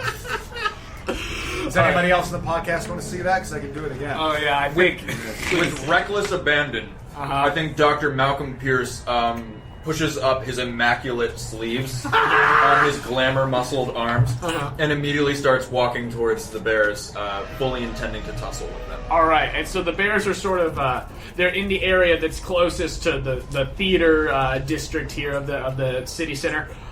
So someone tell me as you guys are walking by what I'll tell you what. I'll give one of these to each of you. Andrew, you tell me what the children's theater is doing. David, you tell me what the rep is doing. And Joe, you tell me what the opera's doing. As you guys, these posters sort of pass by the I have the frame. children's theater? You have the children's theater. Done. David has the rep, and Joe, you have the opera. What current productions are running at these theaters? It's definitely Dido and Aeneas, in honor of Ron Tuggnutt's actor. Incredible. Dildo and Aeneas. Dildo and an anus? I have one of those. In my breast. I was in Dude, Where's My Dildo? We never found it. 90% of dildos never make it back to Earth. It's probably the same place Teresa is. You careful with that shit. She's a beautiful woman. Yeah. Oh my god. What's the children's theater doing? Yeah, go to your list. No. They're doing Alien Covenant. No, the children's theater is doing Equus. Obviously. Or Cabaret, one of the two. Let's go with Cabaret. Cabaret. I like Cabaret. Okay. Cabaret Jr. The rep is doing anal fireball on ice. Fireball. Yes. Just straight from off Broadway. Straight from off Broadway. I just look at it, and there's one little tear, and I'd like to emote. Roll plus drama. It's not as good as it should be. That's an 8 minus 1, so that's a 7. 7. That's still a mixed success. So I'm trying for the director. So I think that have you guys already? Yeah, you guys are in the place. So I think that Anatevka is already behind. So you get to choose one of the other PCs to witness your emotional display and feel the same emotion as you. And if they act on the emotion, he or she takes +1 forward. Are you guys all just sad now? No, it's not sad. It's not a tear of sadness, it's a tear of pride. Pride that it made it. I didn't know if it was because you weren't in it. No, I'm gonna give it to the good doctor. My god, look at these arcs, though. At the beginning, you had nothing. You were nothing. You were nobody. Just and did now everything for me. Anal fireball on ice 6. 1. You did that wrong. You did that. Actually, a brilliant actor by the name of Dutch. The Haas Del Macho was in that. But I'm mixing my levels of reality. I think Dr. Malcolm Pierce might be sundowning. I really think that. All right, so you guys start making your way across the Seattle Center, and as you do, you feel another strong tremor, and in the way that happens in these sort of movies, the ground cracks between all of you, and you get separated by the cracks. we're all 3 separated. You're all by 3 cracks. in completely different areas now. This isn't the first time I've been separated by a crack. You just gotta plug them. Oh my god. Don't analyze it. It was funny words together. Your job is to analyze it. But you guys are all in separate areas right now of the city center, and there's ways for you all to get together. You can see it as the camera pans to each of you. You sort of look to each other for a moment. For a Mormon. You look to each other for a moment. There's one Mormon dude that's like, bear. No! Comes up to the bear. Hello there, bear. Hello. But no, so what are you guys gonna do? There's a wide crevasse between all of you right now, and it looks like there's a way that you all can continue forward, but you're gonna have to do it separately. It looks like. Do you all? I'm gonna forge ahead. The deep down darkness in his soul and the feel of inaction and letting this happen, this horrible disaster, has propelled Dr. Malcolm Pierce to whatever end may be, trying to get to the barren space Yes. museum. All right. I see the doctor doing this, and I follow suit. All right. So We you might be guys are- separate, but we are one. You guys are all, some of you having to take more roundabout ways than others, trying to make your way to the Bear and Space Museum, making your way through the Seattle Center. So we'll say, we'll start with you, the lead, Dr. Malcolm Pierce. You are on the side that has the theaters and stuff, so you're making your way through that area, and there are bears throughout. How do you want to use the environment to your advantage to sort of take down any of these bears that you can through your action? I think I have my leather briefcase strapped to the front of my chest as some sort of just makeshift battle armor, and I pick up like a lead pipe or something off the ground. And I'm not going to try to initiate anything with bears. I'm more like trying to move from cover to cover. But if one comes out, I will not hesitate. I will strike. Excellent. At Ballsworth Field. Excellent. So I think that you're making your way through and sort of across smaller cracks and everything as you go on the way. And at one point, you have to actually make your way through the Seattle Repertory Theater's space. Yeah, and Watch out for the ice. there, in the middle. In the middle of the theater, as you're passing through backstage, you see a couple of bears. And you are here on the edge of the set of Anal Fireball 6 on ice.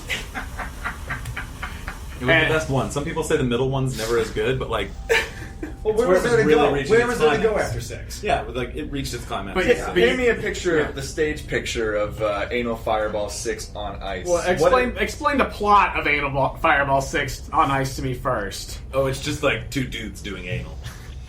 There's no plot. It's just like that's What, what's like happening. in Antarctica, or what are we Nope. talking about? I don't know why they put it on ice, but like Well, for the dramatization, Spectacle. we'll say that there's a lot of pyrotechnic stuff around. all it. you need is a bed. It's Anal Fireball, right? So, Because listen, so there's a bed in the middle of the stage and a lot watch of Anal pyrotechnics. Fireball. But Right. if they're ice You want skating, spectacle. Yeah. Yeah. You really You just gotta need give me something something that's I going to can't be get like at home. You want to see a triple Soft axle, on the knees. triple asshole. Yes, exactly. and like, that's pretty much it. Something soft for knees and elbows. That's the whole set. Great. So it's a 3/4 thrust stage, right? Right? And it's I think ice. it's a little more than 3/4 of thrust. Hey.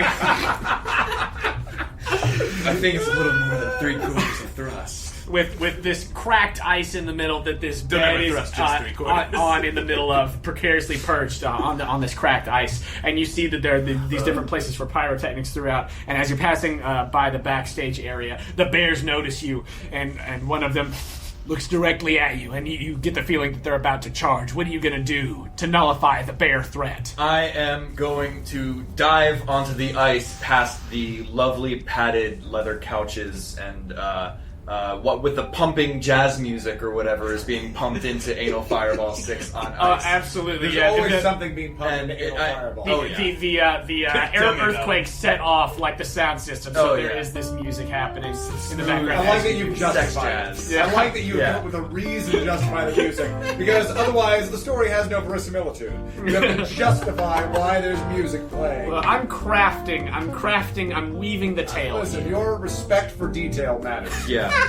I think Dr. Pierce is physically like he's probably ripped up his nice slacks, his shoes are all scuffed up. His professor hair is tousled just so. Oh, that yes. hair and makeup probably had to work really hard on. Absolutely. And he is physically trying to make his way across the space, holding the lead pipe at the ready for the first bear to come at him. Okay, yeah, and so as you're making your way past where the bears are, they start charging at you, both of them at the same time, and you've got only the lead pipe and the set pieces around you to defend yourself.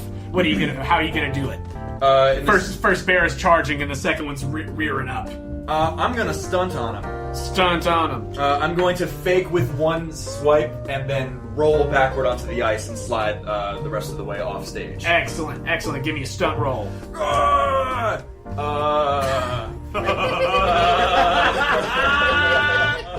So I do got have the plot that, armor. I do have that deep down sadness, which gives me a +1, and it's not enough. Oh my I god. should have spent more time in the gym, working on my actual muscles as opposed to my cerebral muscles. Oh my god. Okay, so Sometimes you need So that's no a perfect failure. incredible. So here's what happens. You go to fake out the one bear to then go to the second bear, and this bear is not fooled at all. Also, it has a paw that's massive enough that even though you're trying to juke around, no matter what, it's just the general area, takes a huge swipe at you, slashes across it, knocks you across the way, and you get knocked into some of the pyrotechnic stuff, and like gas and oil and stuff starts just leaking out everywhere, and you take 2 harm from this bear as you get knocked across the way. As that's happening. Can I make a move here? Yes. I'd like to make a move. I sense this is happening over there. This is way far away from you. You guys are. I can hear the cries. I hear the cries. You hear the oh! Yeah, it's not good. And the sexy jazz with And the sexy jazz. I really hear the nice sexy beat. jazz, and I know that I can see Lugnut over there with all the bears that are coming. My name is Tuggnutt. Tugnut. What can I say? So Dick Harrison turns to the director for a minute and says, "Hey Chevy, rack focus." Go on. And I say to you, I say, Mr. Nutt, Yeah. the doctor needs you.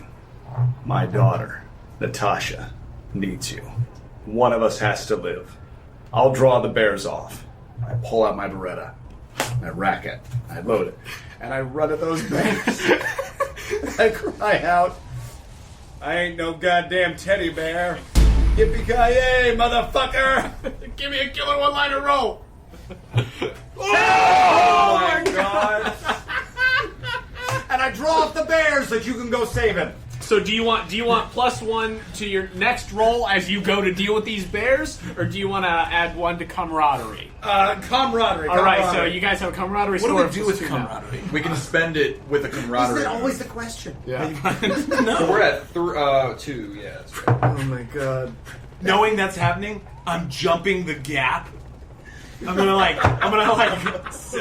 was that? What was the movie that The Rock just did where he's like jumping from building to building and everybody was analyzed it was like impossible. Yeah. Can't make that jump. I'm gonna do that over the crevasse. All right, give me a stunt roll over the crevasse. Oh, Lord. This impossible leap, but you've been inspired. What do I add to stunt? I mean muscle, leg day? Every day? Yeah, that's for sure muscle. Sweet. Then that's a 14. Oh my god, you do the cool stunt you were doing. You get +1 forward. Or you can pass that +1 forward to someone else. Wait, do I add a star power tick also? Yes, because that was a muscle roll.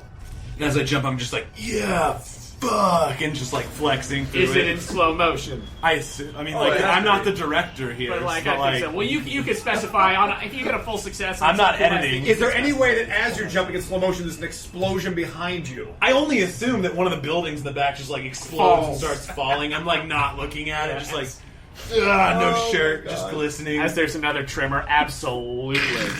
So you go off and you start running toward the Seattle Repertory Theater.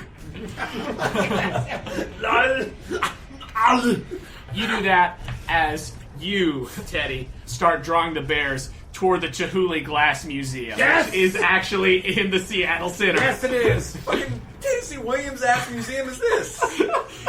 There's straight. I looked. I was like, "What's No, all this that's shit in true. the Seattle That's Center?" true. There's a Yeah. Chihuly Museum. Now, if it's there in '87, I don't know, but whatever. Well, I don't give a shit if it was there. We'll Yeah, just it's say there now. It's there now. Do you know what else is not there in 1987? What? Anal Fireball 6 on Ice, or whatever the fuck it's called. That's just- What are you talking about? No, that's real. We It's did very that. popular. Yeah, we did the we research. checked. Oh, I We didn't know checked. that. Okay. No, yeah, we. It's really popular. Wow. Wild. Tell me again about your. You're really on the edge of your seat. You start luring the bears toward all of the Chihuly stuff, all of this yeah. beautiful glass, Come all these here. colors and shapes and stuff. And this is like a really visually stunning, like set piece sort of. Kiss thing. my glass, bears. Another? Fuck yeah, another! Oh my god. So, as you're going, how are you gonna try to neutralize? There's like 4 bears, because you're luring a whole bunch of them that are out in the open. What are you gonna do in the Chihuly Museum? Bring it on. I'm in the dead center of a big receiving room in the museum. With all these Chihuly exhibits. up Yeah, over big the head. chandelier. Yeah. Yeah. I'm bringing them in. I'm bringing them in. I'm bringing them in. I used up all my one-liners, so I have. I say to them, "You can't bear it, can you?" And I go, "Ba ba ba ba!" And I shoot down all the Chihuly exhibits, and they all come down and shatter all the bears. Give me stunt. Oh my god! Shatter those bears. Unless you think it would be a violence or something, but I think it's a stunt. You think it's stunt? I got 8. An 8? Plus Agility? Plus agility? Yeah. 9. Okay, Plus yeah. 1 for me if you're acting with deep down dark abandon. 10. Oh, yeah, no, I mean, like, I just sacrificed myself for That's true. for You everybody. ran directly into and him. my daughter and the dog. Wait, I what did it was to the dog. what was that move that you? Because I think that this qualifies for the move that you took for your script move. Yeah. So as you do that, this is going to be successful, right? Like you got your full success to take down all the Chihulis. All this shattered glass is falling down on these Absolutely. bears. But so go ahead and leather jacket. Nothing. go ahead and give But me bear hide an broken. into the eye of the storm roll. So roll plus swagger. Roll plus swagger. All right. 6 plus 2, 8. 8, okay. So you shoot up into the glass, all of these Chihuly chandeliers and everything. There are glass shards falling to the ground and like going into the eyes and all Yes. over the bodies of these bears. You take 1 harm as you just get some of the residual glass coming down. Even though you've got this cool leather jacket, some of them manages to nick you. But these bears are coming in and they're coming after you. But the harm that they're taking from this glass is so much, and you know some of them can't see because they're now blinded. All this blood going down to their eyes and everything. Up on 2 legs, roaring. Some of them bumping into the walls and everything, causing more glass to fall down and shatter. And as that's happening, the ground of the Chihuly Museum was sort of already crumbled. Below, and it begins to crumble even more as the ground becomes unstable from the weight of all these big fucking bears. And the ground falls out.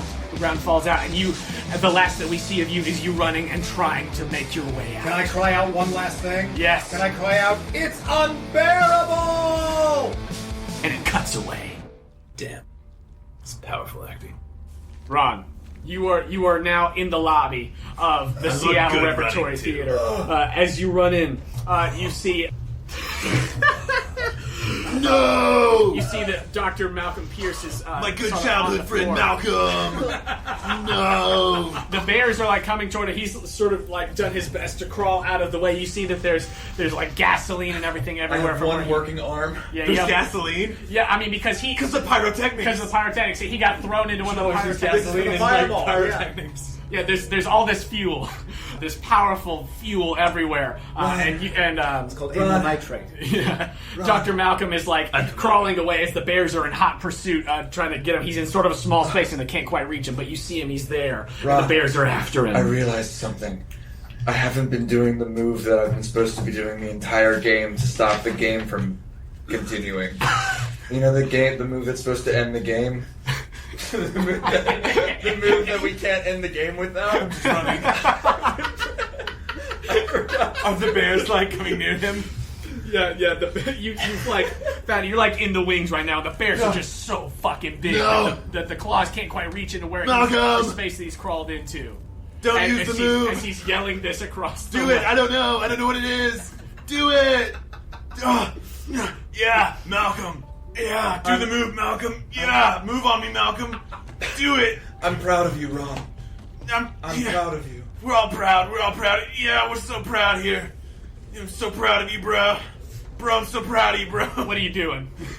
I'm just running. I'm just running at you. Am I there yet? I mean, Am I close? you're like close enough. The bears are right there, and like he's like. How many bears is it? There's 2 bears in here. Cool. There's 2 bears in there. I wanna just like running jump, right? Land on the back of one and just punch my hand through its skull and rip its brains out. Give me a violence roll. I'm gonna use my Master of Disaster to just automatically succeed. Explain this as it happens. Secretly, unbeknownst to everyone here, I survived a bearquake on a much smaller scale in West Virginia several years ago. My surviving abilities were found there because I realized all you have to do to stop the bears is detach the brain.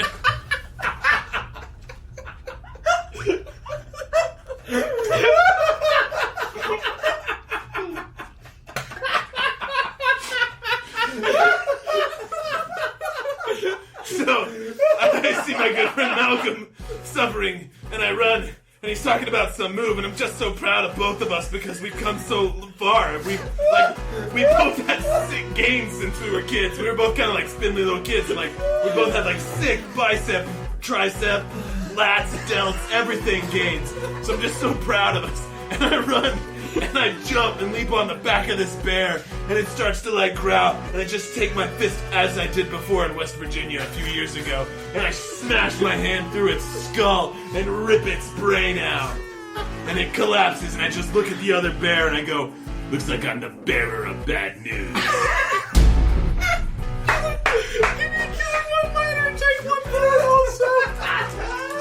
I mean, how is there still a game now?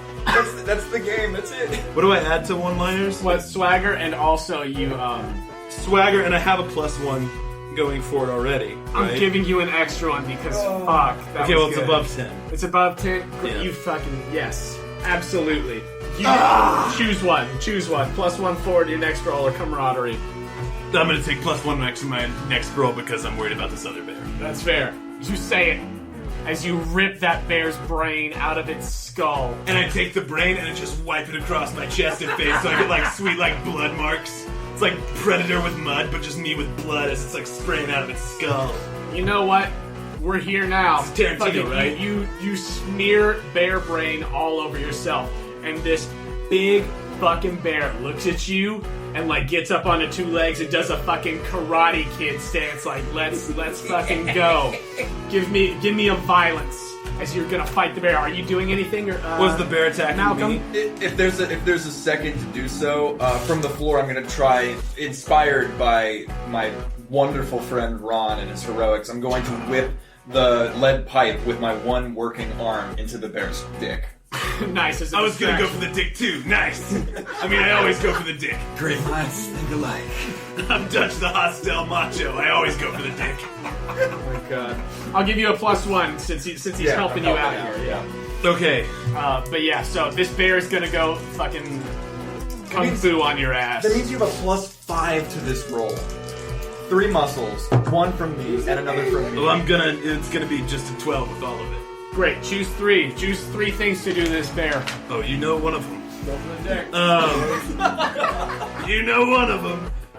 I'm gonna inflict terrible harm to it by you throw the lead pipe square into its dick. I then reach out and grab it by its dick and balls, lift it over my head, and throw it into the pyrotechnist, which cause it to explode and messy. It does. Just bear chunks everywhere. It does. You like The set of anal fireball everywhere. you pick up the dare. Lube everywhere. You pick up the bear by the dick and balls and throw it into like just the fuel that is all over the ice on the 3/4 thrust stage of Anal Fireball 6 on ice. And you, while it's in the air, you take out a cigarette and light it, take a big puff, and then flick That the seems cigarette fucking onto dangerous, the but I ice. like it. Just And then don't flick smoke, it. kids. It's not cool. It's the 80s. While the bear's still in the air, you have all the time to do that before it falls, and the bear explodes. And Wait, then instead of a cigarette, can it just be a silver lighter? So, like, as I throw it, I'm just like, Throw the lighter! Absolutely. Absolutely. Whoosh, and the bear explodes. Bear chunks go everywhere. It's now quiet in the Seattle Repertory Theater. And I'm going to, for the first time, do the move that I'm supposed to be doing to end the game.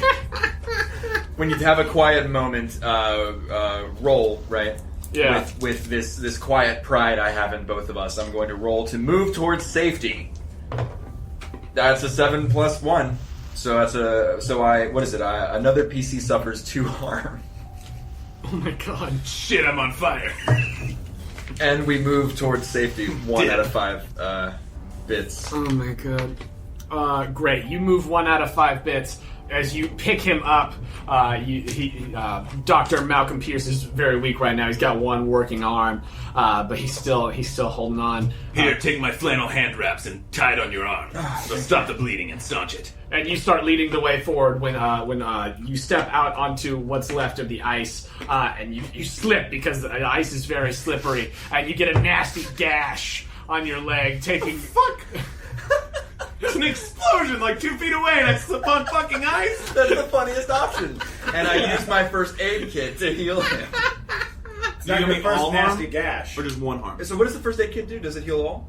First aid kit. I think it heals 1. Oh, it heals 1? It doesn't specify, so I'm just gonna assume I'm gonna heals expend 1. that to heal him with this moment of peace and quiet, and I ask... I think it doesn't expend it. Like, let's say that you have, like, 3 uses of it. Each time you use it, you can heal 1 harm. So I heal you for 1. And I, as I do so, I ask, where's Teddy? Teddy didn't make it. And I think we're walking out, and I'm looking at the glass museum as it's falling into the center. Yeah, it's like imploding. And Not imploding, but falling into the ground. I light up a cigarette, and I think I give one to you as well, if you're a smoker. I don't smoke. You don't smoke. Looks directly down the barrel of the camera. Smoking's not cool. I hold it up to Teddy's memory, and I say, exit, pursued by bear.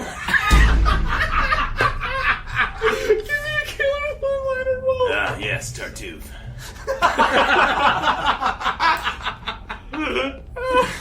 So that's a 9 minus 1 plus 1. 9. So a 9? Great. Someone is enraged and immediately you just punch me. Shut the fuck up. I think it slows the action scene down, maybe? Yeah, no, I think it's just like... It It goes on for camaraderie. It slows it down like it's slower shutter frame, like it's slow motion. like camera. sort of like we kind of have a lull for a second. Oh, Not because as good. you want to Like it was a lame one. because you've taken out the bears now, right? Yeah. Oh, You don't see any bears right now. So the action is sort of in the sense of like this scene probably should have cut just a little bit sooner, but we're like coming in on like them limping out. He's and like, being- sorta, I think I'm hamming up the physical. absolutely. And we have to cut several times because I'm like, look, I'm just not feeling it. We'll take it back. Get the makeup in. I can punch you in the arm really hard if you need. Method. Yeah. Interesting. Pretty much my whole career has been method. They're like, fuck this girl. I'm like, okay. And Or this dude. It really doesn't matter to me. Money's money. money is money. You guys, We're not so different, you and I. And I think we start wandering towards the Barren Space Museum in this injured way. in this injured way, you start making your way toward the Barren Space Museum. I have a nasty boo-boo from slipping on ice. Yeah, you're limping too because Boo Bear. It's not. I'm not a fan of it. Oh, Hey, man. boo boo. You, boo-boo-boo. You pass the Space Needle, making your way across because the Space Needle's also at the Seattle Center. You pass the Space Needle and you look up and you see somehow it's still standing, and the camera lingers on it for like a little bit too long, and then you guys keep going. Standing proud and righteous and firm, straight up. Just a powerful symbol of freedom. Of the male potency. Yes. Motency, yes. Motency. Yep. Mm-hmm. Powerful. As you guys make your way, you arrive at the Barren Space Museum, and you see that the logo is like a black bear, like riding a rocket like a cowboy. This is typical. It's Barren Space Museum. That's just science. And you see that it does seem to be deserted. You know, some of the That's what your wife studied. windows are kind of busted out from the seismic activity and everything. Ron, I have to find what she was working on before the incident. I have to find her old office. Follow me. Wonderful. All right, and you guys are making your way through. As you guys are going through the museum, do you want to look for anything, or are you just like making your way? Is there a gift shop? There's definitely a gift shop. Does it have a cash register? Yes. Is it open where I can get money out of it? Yes. I pull out exactly $27.36. And then I leave. Back on track. Oh my god. Just in case, something comes to bear later in life. I'm gonna need that $27.36. Well, in 1980s dollars, that's like $500. They didn't have money back then. They just traded goods for beans. services. It was just like shells and small pieces of obsidian. Oh my god. Yeah, you guys make your way through, and so there's like spaceships and planes, and also like taxidermied bears everywhere. And you're making your way back, and you hear a voice from behind you. What are you doing in the Barren Space Museum? And you turn around and you see a security guard played by the one and only Julio Good Intentions. Powerful. He's so strong. He's such a good actor. And he's got a beagle next to him who's also in a security guard outfit. He has a dog too? Yeah. Well, that's Julio Good Intentions' famous dog. I want to read this person. Guillermo Barkington. I need to read this person immediately. Great. Read this person. Shit. What do I add to that? Drama? Fuck. +1. Yeah, no, it's just a flat 6 then. Yeah, okay, that's a full failure. All you just see is this security guard who's like come out from behind this big taxidermy bear and is just like, "What are you doing here in the Bear and Space Museum?" I like your dog. I need answers. You want answers? Who are you? I'm just a security guard. Well, what are you doing here? Well, There's a bearquake. Well, I was hiding and it was going pretty well. I didn't expect anyone to come into a museum. You should be getting out of here. So you know somebody looted the gift shop. We found out on the way in. I thought you should know. I need answers. I'm looking for my wife's office. Wait. Teresa. You're from the university. Yes, Teresa Pierce. Could you show me to her office? Teresa Pierce is not his name. That's his wife's name. It might have been confusing. Yes, I'm Dr. Malcolm Pierce. Anyway, what is your name? Well, my name is Ace Wingman. Nice And to you meet look at his like little name tag and it says Ace Wingman, and this is my dog, Rocket. Very cool. I need to go to the office now. Yes, great. And this very enigmatic security guard who looks a lot like Adrian Brody. Looks like a backstory to me. I mean, he's a really good actor. He wouldn't be a bit part. So Oh, he's a joy on set. Yes, yeah, no, Julio. so, yeah. So we should probably watch out because that's what the script says we should. This game is very confusing on how to play. But there's multiple levels of. We've sort of added a lot like of levels. a weird level to it. But you guys start going back toward the office, and you pass more rockets and landing shuttles and planes and things. Bears. Things that would be in a Bear and Space Museum. You know, the usual stuff. But you make your way toward the back. He's like, "Can I trust you all? There's very sensitive information in here, and obviously a lot of explosives due to the nature of rockets and also bears." Yes, the exotic materials Explosives I lab. barely know her. That's what we need. And I go in there. Great. Describe your wife's office. I walk in, and I think for some fucking reason in movie logic, it's been kind of left the same way. Maybe it's been organized a little bit, but there's still like reams of paper, and clearly she was working on something to do with both bears, astrophysics, and something to do with wavelengths of light and the frequencies of light. And I'm immediately pouring through it, and I'm gearing up for a big ass soliloquy. So what are you guys doing while I'm sort of crunching the numbers and As you're doing all this, I just walk in and I'm like, "So this is where Teresa does her work. Nice." And Ace Wingman is just like at the door, like watching you very, very suspiciously as you're like looking around and seeing everything. And what is your soliloquy, Mr. Thespian? When you deliver a solo speech about what's going on in the current movie, trying to piece together the events unfolding around you, roll plus drama. Oh my God. Teresa. I never knew. I'm so proud of her. Look at this. Ron, do you see this graph right here? This is an example of the neutrinos that are coming in from Ursa Major, the constellation in the stars. Ursa, bears. But it's not that. Over there, we were looking at the sort of things she would tell me about the different relationships between bears or different creatures, different dimensions in the stars, and the possibility of alien life that is so similar to our own life. But we had it all wrong. You don't understand, Ron. Oh, yeah. When you look at a window, you're not seeing the window. When you look at a star, you're not seeing a star. You're looking at the light from beyond. A dimension of bears. Bears. I'm so proud of you, bro. Peeking through into our little dimension. Springing up from a plane of nothing but bears. In our very core, this must be what she was trying to find, what she was trying to stop. Trying. I couldn't help her. But if I'm correct about these readings, You probably are. there's a way that we can stop the incursions from the bear dimension. Oh, yeah, we should do that. Yeah, we should do that. We'll need to go in. Well, alright. And just like start pulling my pants down slightly. No. Sorry. I mean like a deep impact sort of solution. Start pulling my pants down. No, I mean like the core solution. No, not the pants again, no. I mean, we need to go. We gotta go in with a deep impact. I'm clearly not understanding something here. We need to go into the abyss and blow it up to keep the bears from coming in. Did that make sense? We gotta keep the bears from coming. Got it. So, The only mission.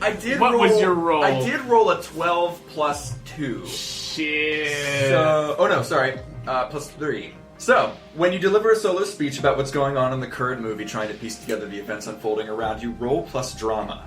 You gain, on a 10 plus, you gain insight into the emotional or physical nature of the conflict underpinning the plot. Name one thing that will happen related to the plot, no matter how big or small. The director will make it come true, at no cost to you. Big or small. Though it Director will may make it come. involve cost to others. Oh my god. So take your pick of the many things I just said. There's a dimension of bears. Done. It is incurring on our plane. It is coming up from the center of the earth, and we're gonna need to go in to stop it. Done. As you finish your soliloquy, you hear 3 gunshots that go directly into the back of Ron Tuggnutt. As you turn around and you see that Ace Wingman has pulled off his human mask, revealing a bear face underneath, and he says, "You knew too much about the bear dimension," and he points his gun to you. Ron, you take 3 harm. Okay. How much can I have? 5 before death things start I'm at happening. 4. Ooh, Ron! I use a machine made of meat.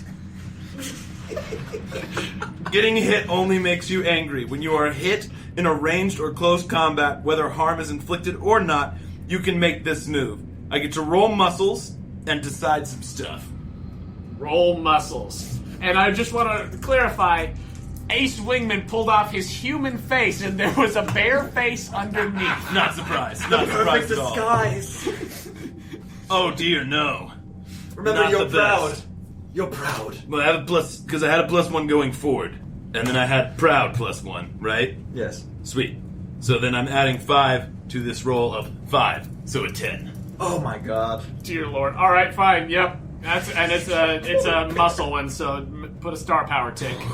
What are you gonna do to Ace Wingman, bear security guard? Well, I'm trying to figure out. I think you can do. This is on a +10, hold 2. I'm going to immediately inflict 1 harm as a counterattack against whoever attacked me. So I'm just like, bah, bah, bah. Fall to your And knees he for says just the a thing, moment. and I'm just gonna like come out of my knees and just like straight uppercut. Just grah, right?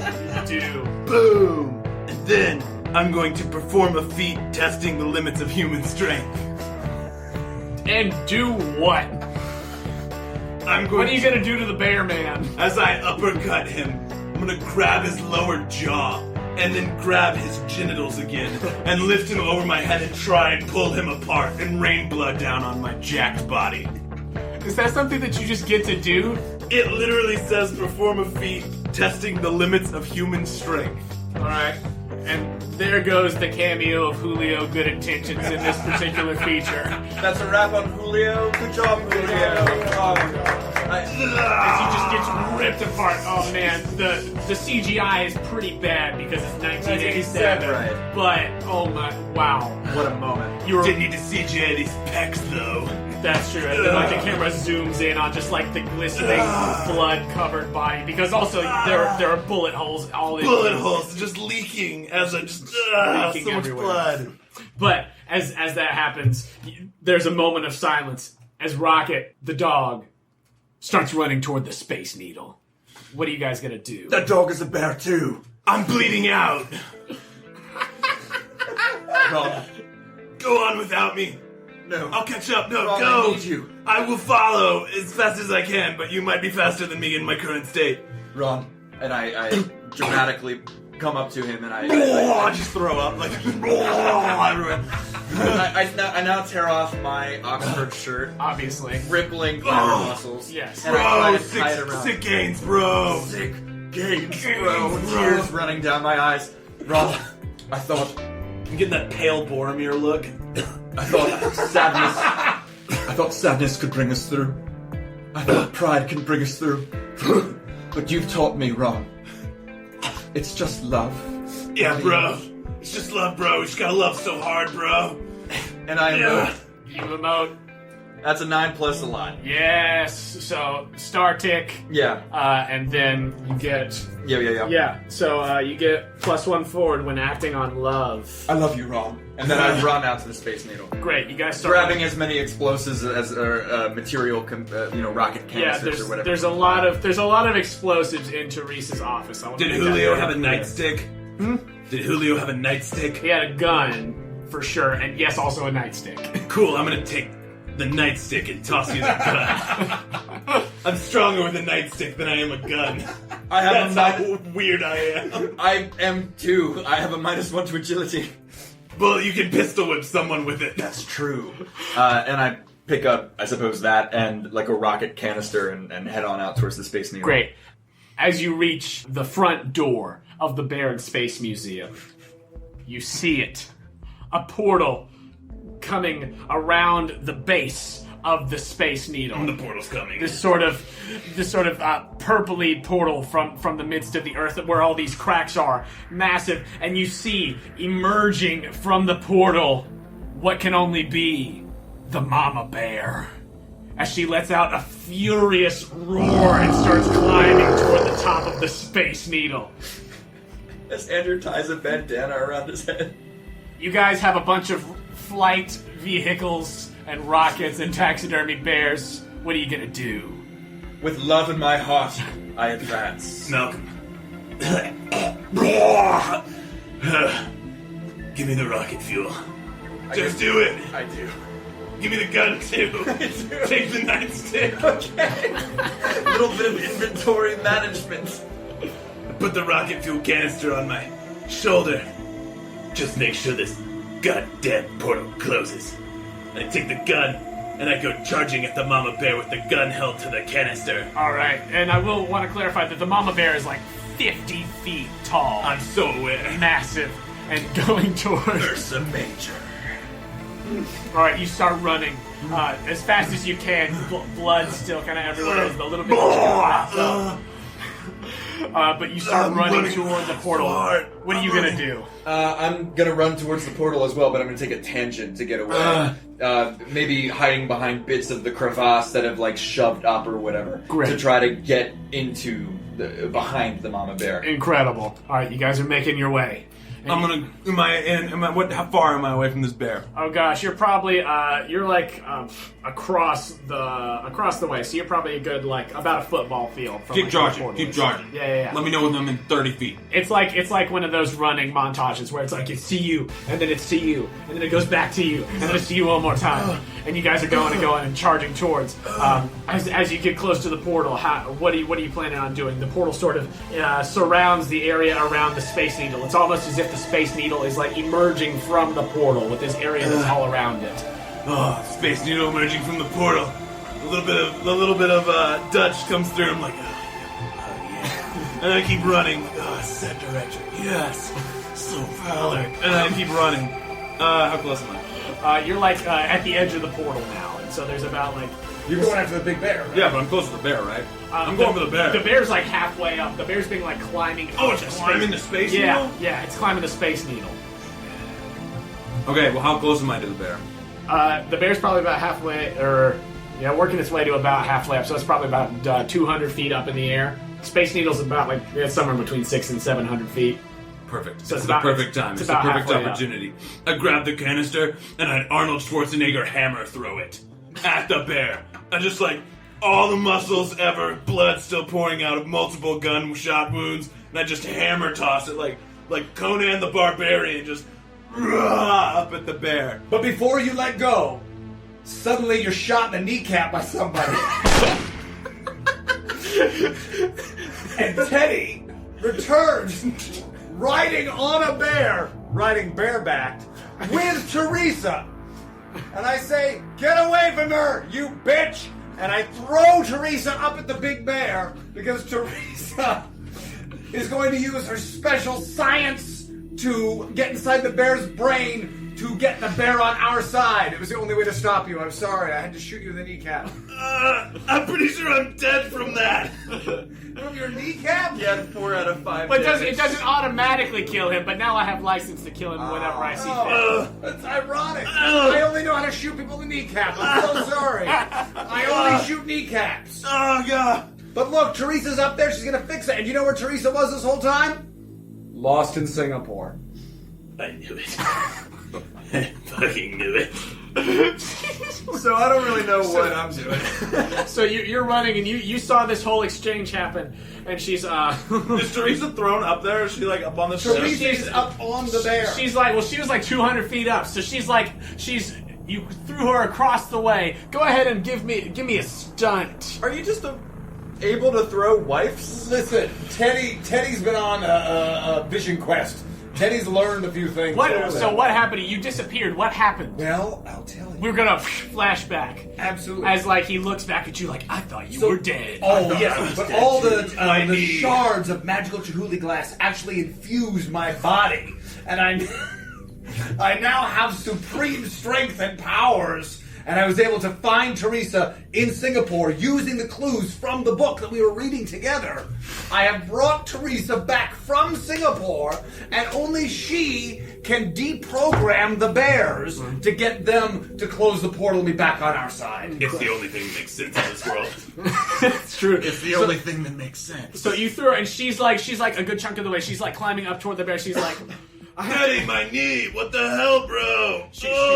she yells out, Malcolm, I love you. You all have to blow up the portal. I have to get Mama Bear back in it through my Chihuly mind control. But I need you all to blow up the portal. It's the I'm only gonna try way. and get the bear in the portal. It's fine. Man, I don't have a knee anymore. It's gonna be really hard to got hammer another through knee. without it. I'm gonna need two. Teresa yells out, the planes in the museum work, by the way, if that helps. That's She's where like I was climbing going. up. As soon as she says that, I'm like, wait a second. That's the worst museum on the face of the earth. They keep fueling those planes. And I run back to the museum. I hobble with you to the plane. To get in the plane with you. I start doing pre-flight checks and like making with the sure. canister of fuel that I still have because it wasn't thrown. And my gun. And I suppose we start getting the plane ship shape. Yeah, okay, which plane are you guys going for? I'm assuming all of you guys are now back together again. You're all in some For sort of... better or for worse, Teddy may have fucked this up a little bit. I don't know. Pretty much I'm pretty pissed at Teddy for taking my kneecap out. It's fine. You know, I think I'm gonna remove one camaraderie point. Oh yes, of course. Wait a I second. mean, without those knees, how will you ever return to your career in porn? I won't. That's Good thing it's a squib. It's fine. I was wearing denim. It looks dope. It's just like jeans and no shirt and wrapped like flannel around it, like the hands. Ugh, so much power. He took one of the flannel strips and tied it as a headband. Now we're going to war. tie the other final strip around your knee. I don't have any more. My hands and my head are wrapped, and I can't like let go of either. And you of can't those. unwrap your head to wrap your knee. No, yes, this is way Because too then cool. what would wrap your head? Exactly. I also have 3 bullet wounds in my torso that you can now see actively bleeding out. I'm pretty sure one of my lungs has collapsed. Wait, didn't Rambo clean out a gunshot wound by lighting it on fire once? I threw my lighter to Oh, blow up the that bear. was- The plane's ready.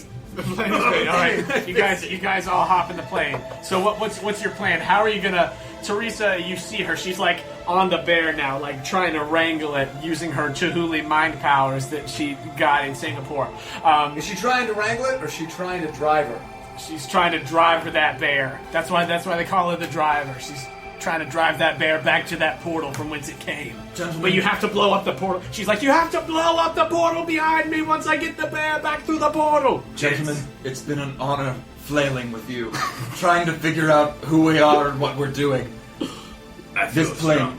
doesn't have autopilot. You don't need autopilot. I wasn't ever gonna come back, buddy. I turned to Teddy. Here's that 2736 I owe you in dues. I'm sorry I didn't pay it. Times were tough. But I found myself in this apocalypse. I found who I am, and I can't go back. I can't go back to that way of living when all these bears go away. And it's just normal. Nah, I'm going out on top. Ron's going out on top. We're doing it the Tuggnutt way. Fly me over the portal and trust in your boy Ron. bicep handshake. Dylan! I'll never forget you, wherever I end up after jumping through this portal and dying. I was just gonna, hammer throw the explosive in and shoot it, but that kind of went, It kind of went sideways. yeah, it really just turned on me. Honestly, he should be the one dying for this. No, it's fine. I'm dead already. Look at me. How many times can I pull this move, though? But listen, you need to stick around, because there's a little Tuggnutt on the way. Yippee-ki-yay, motherfucker! And I take the explosives from you, and I throw myself out of the thing. Okay, we're still in a plane. You guys are in the plane. The plane took off. Out of the plane. The plane took off by this point. Oh wait, I love you, Ron. As he flies into. You jumped out of the plane to safety with the explosives. No, that's what happened. That's what happened. Rob is about listening. I'm just in the front seat of the plane now. Plane with explosives. No.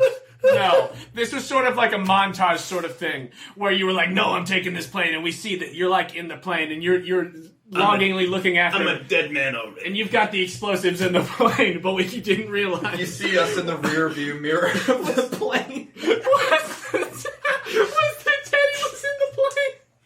And Teddy says, I can't let you do this. And he takes the explosive and jumps out with the explosive. Teddy. Teddy, you're now barreling towards the ground without a parachute. Not above the portal. Teddy, make a stunt roll. Into a portal with the. Teddy, make a stunt roll.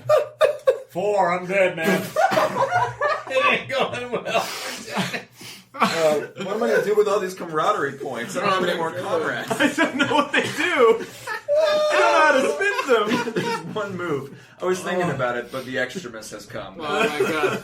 Alright, Teddy is probably falling to his death right now. You're barreling toward the Space Needle. As you can see that Teresa is steering the bear down toward it. I look at Malcolm. Well, he kind of took the explosives. But I'm a dead man anyway. I'll try and ram the plane into whatever's on the other side of the portal. I'll try and shut it down for you. Malcolm. Another really powerful Wait, are you on the plane too? No! Who the hell is anywhere? We fired it up. We said goodbye. He launched, and then you said you jumped off. This last part was over walkie-talkie, and you both did the high five through the air, like in spirit. But yeah, so this is like a walkie-talkie thing that's happening now. But yeah, so what? Wait, what are you doing? What are you doing? I say, Ron, I know this might be it. Look down. That's my first aid kit. If you can, come back, Ron. Come back. I'll try. I immediately grab the neck and start trying to patch some of the wounds on my body. So are you just taking a lap around the Space I'm Needle? just trying to do it as fast as I can. I don't care if it works. I'm just shoving crap in the wounds. Just yeah. Yeah. Oh my god. Right, it's just that. I think it's at this point that, what was that, a 4 a minute ago? Right. On that side? Yeah, you just fall through the portal and disappear. I checkmate myself. You disappear throughout the portal. Give me a story of this with these things we've set in place. So we've launched a plane with no explosives, a man with a explosive, and I'm back in the Bear and Space Museum as Teresa is driving the mama bear back into with her magic powers. Yeah, she got it. She was in Singapore. Yeah, that's right. Don't forget. Wow. You did this. There was the bear dimension that sent us down this path. Well, that's just science. Okay. So here's what is your intent right now? Did he wait, because I am very confused.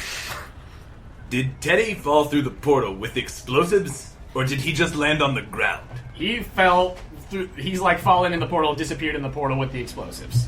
Okay, well then I'm just gonna take a lap with the plane. Just kind of circle and see if the portal shuts. I'm not gonna go kill myself for no reason. And Teresa's on the bear, making it go towards the portal, and she says, guys, I'm only able to drive this bear for so long. What's going on? That guy just fell in the portal. I'm pretty sure he's dead. For real this time. I'm a mile away. I can't hear you. Is she on the radio with me? She's not on the radio. She's just yelling. It's one of those things where, like, the camera sees it, but you guys don't know. Do you guys guys, see that really I'm a- small lady on that 50-foot bear? I wonder if she's saying things. I'm a professor. I sent a plane. Uh-huh. That's what I got, man. If the explosive in the portal doesn't do it, The plane surely will. Don't worry. I'm willing to fly the plane in the portal. But I have to know if the explosives are going to be enough to shut the portal. Well, you've still got... There's, like, fuel in the plane. The plane will blow up. if you Oh, I'm fly it. aware, but there's a dude with explosives that fell through the portal. If the portal closes, I'm gonna assume he did something and I'll be good. The portal has not closed. You, on the other side, have, like, fallen into this strange anti-gravity sort of purple dimension where there are, like, bears floating around the place that, like, are able to control where they're floating. It's just kind of like they're walking, but wherever. But they all, like, turn to you that are in the vicinity. You see some sort of bear citadel in the distance, but you're not sure. But this is all just for a split second as you see, like, it's very much like, you know, Avengers when Iron Man goes through the portal and he, like, sees it's with bears. It's pretty much just that. But you see the Space Needle on the other side of this portal and the plane coming toward it. What are you gonna do? The bears are, like, running towards you now, and there's not much space because you're sort of floating right here in between. What are you gonna do? Can I detonate my explosives that I brought with me? I feel like I've already tried to kill myself 3 times, and all I succeed in doing is not dying and fucking things up. So, yes, it's that bad. So, maybe this time, You're gonna detonate the explosives? I am detonating these explosives. Great. I say, bears, checkmate! And The explosives all go off, and this is like, are you taking a loop or are you going in, Ron? I'm gonna go in. As you're going in, the explosion from below comes and you go directly into the explosion. So I'm flying through the explosion. You're flying into into the explosion, into the portal with the plane at the base of the Space Needle. As the fire hits the front windshield, and then like everything's like shaking, and we're doing that thing, and just like flexing, and like blood's coming out of the like wounds or whatever. I'm just gonna be like, I'm gonna say a line, my famous catchphrase from one of my most famous movies that I was ever in. As I hit the portal, as the plane flies into the portal, like as it just goes into the portal, I'm gonna be like, and the explosion is engulfing you, yeah, and, just like, and Teresa and Mama Bear. Explosion everywhere. I just go, dead men don't wear a rubber, and I fly in and explode.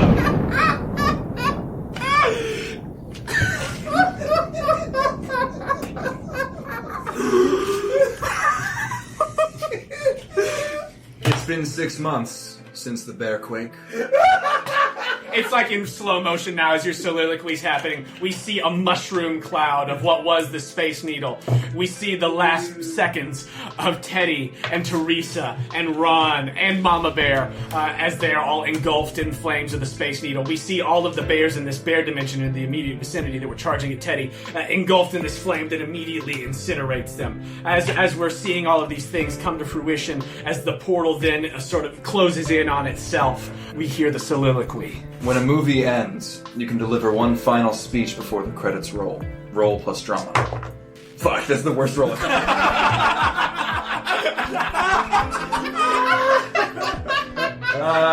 It's a good speech and helpful for wrapping things up, but you only gain 1 XP. Oh my god.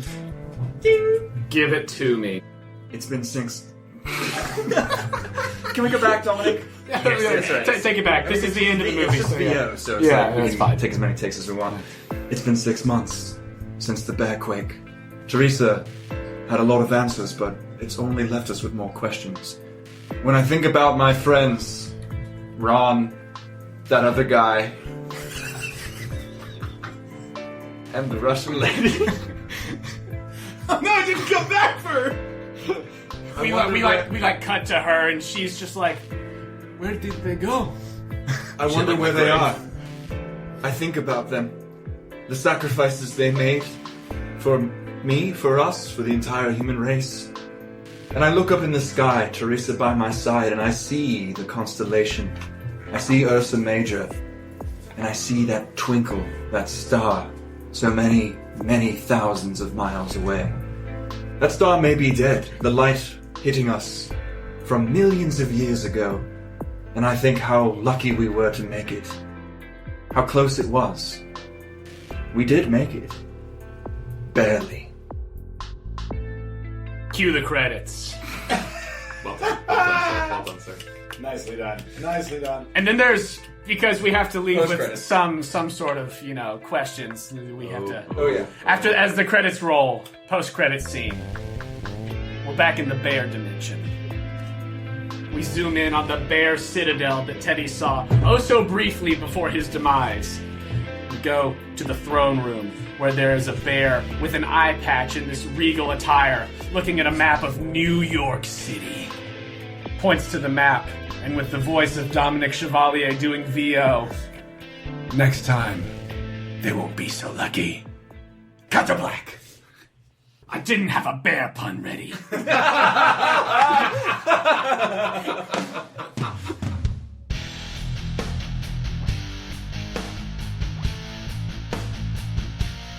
Alright, I'm fucking done with this game. That's amazing. All right, wait. I want to hear these things. Good work, everybody. I want to. Are you still recording? The list. There's I no don't way. know. I think we saved some of them for like a next time. Yeah. Yeah. My favorite one on here is a real title. It's just sex. I was waiting to bust that one out because I was like, I had to get like a couple really long titles first, and then just be like, one movie I was in, sex. Anywho, what are we doing? Thank you for DMing Jonah. Jonah thank and everyone, thank you. Thank you, Thank guys. you for letting me try. No, you were amazing. That was fun. I would love to do it again. I would love to do that awesome. again. I would love to do that again. That Who was needs so Julio fun. good intentions to backstab you when you have Teddy? Teddy's dead, man. Teddy ain't playing anymore.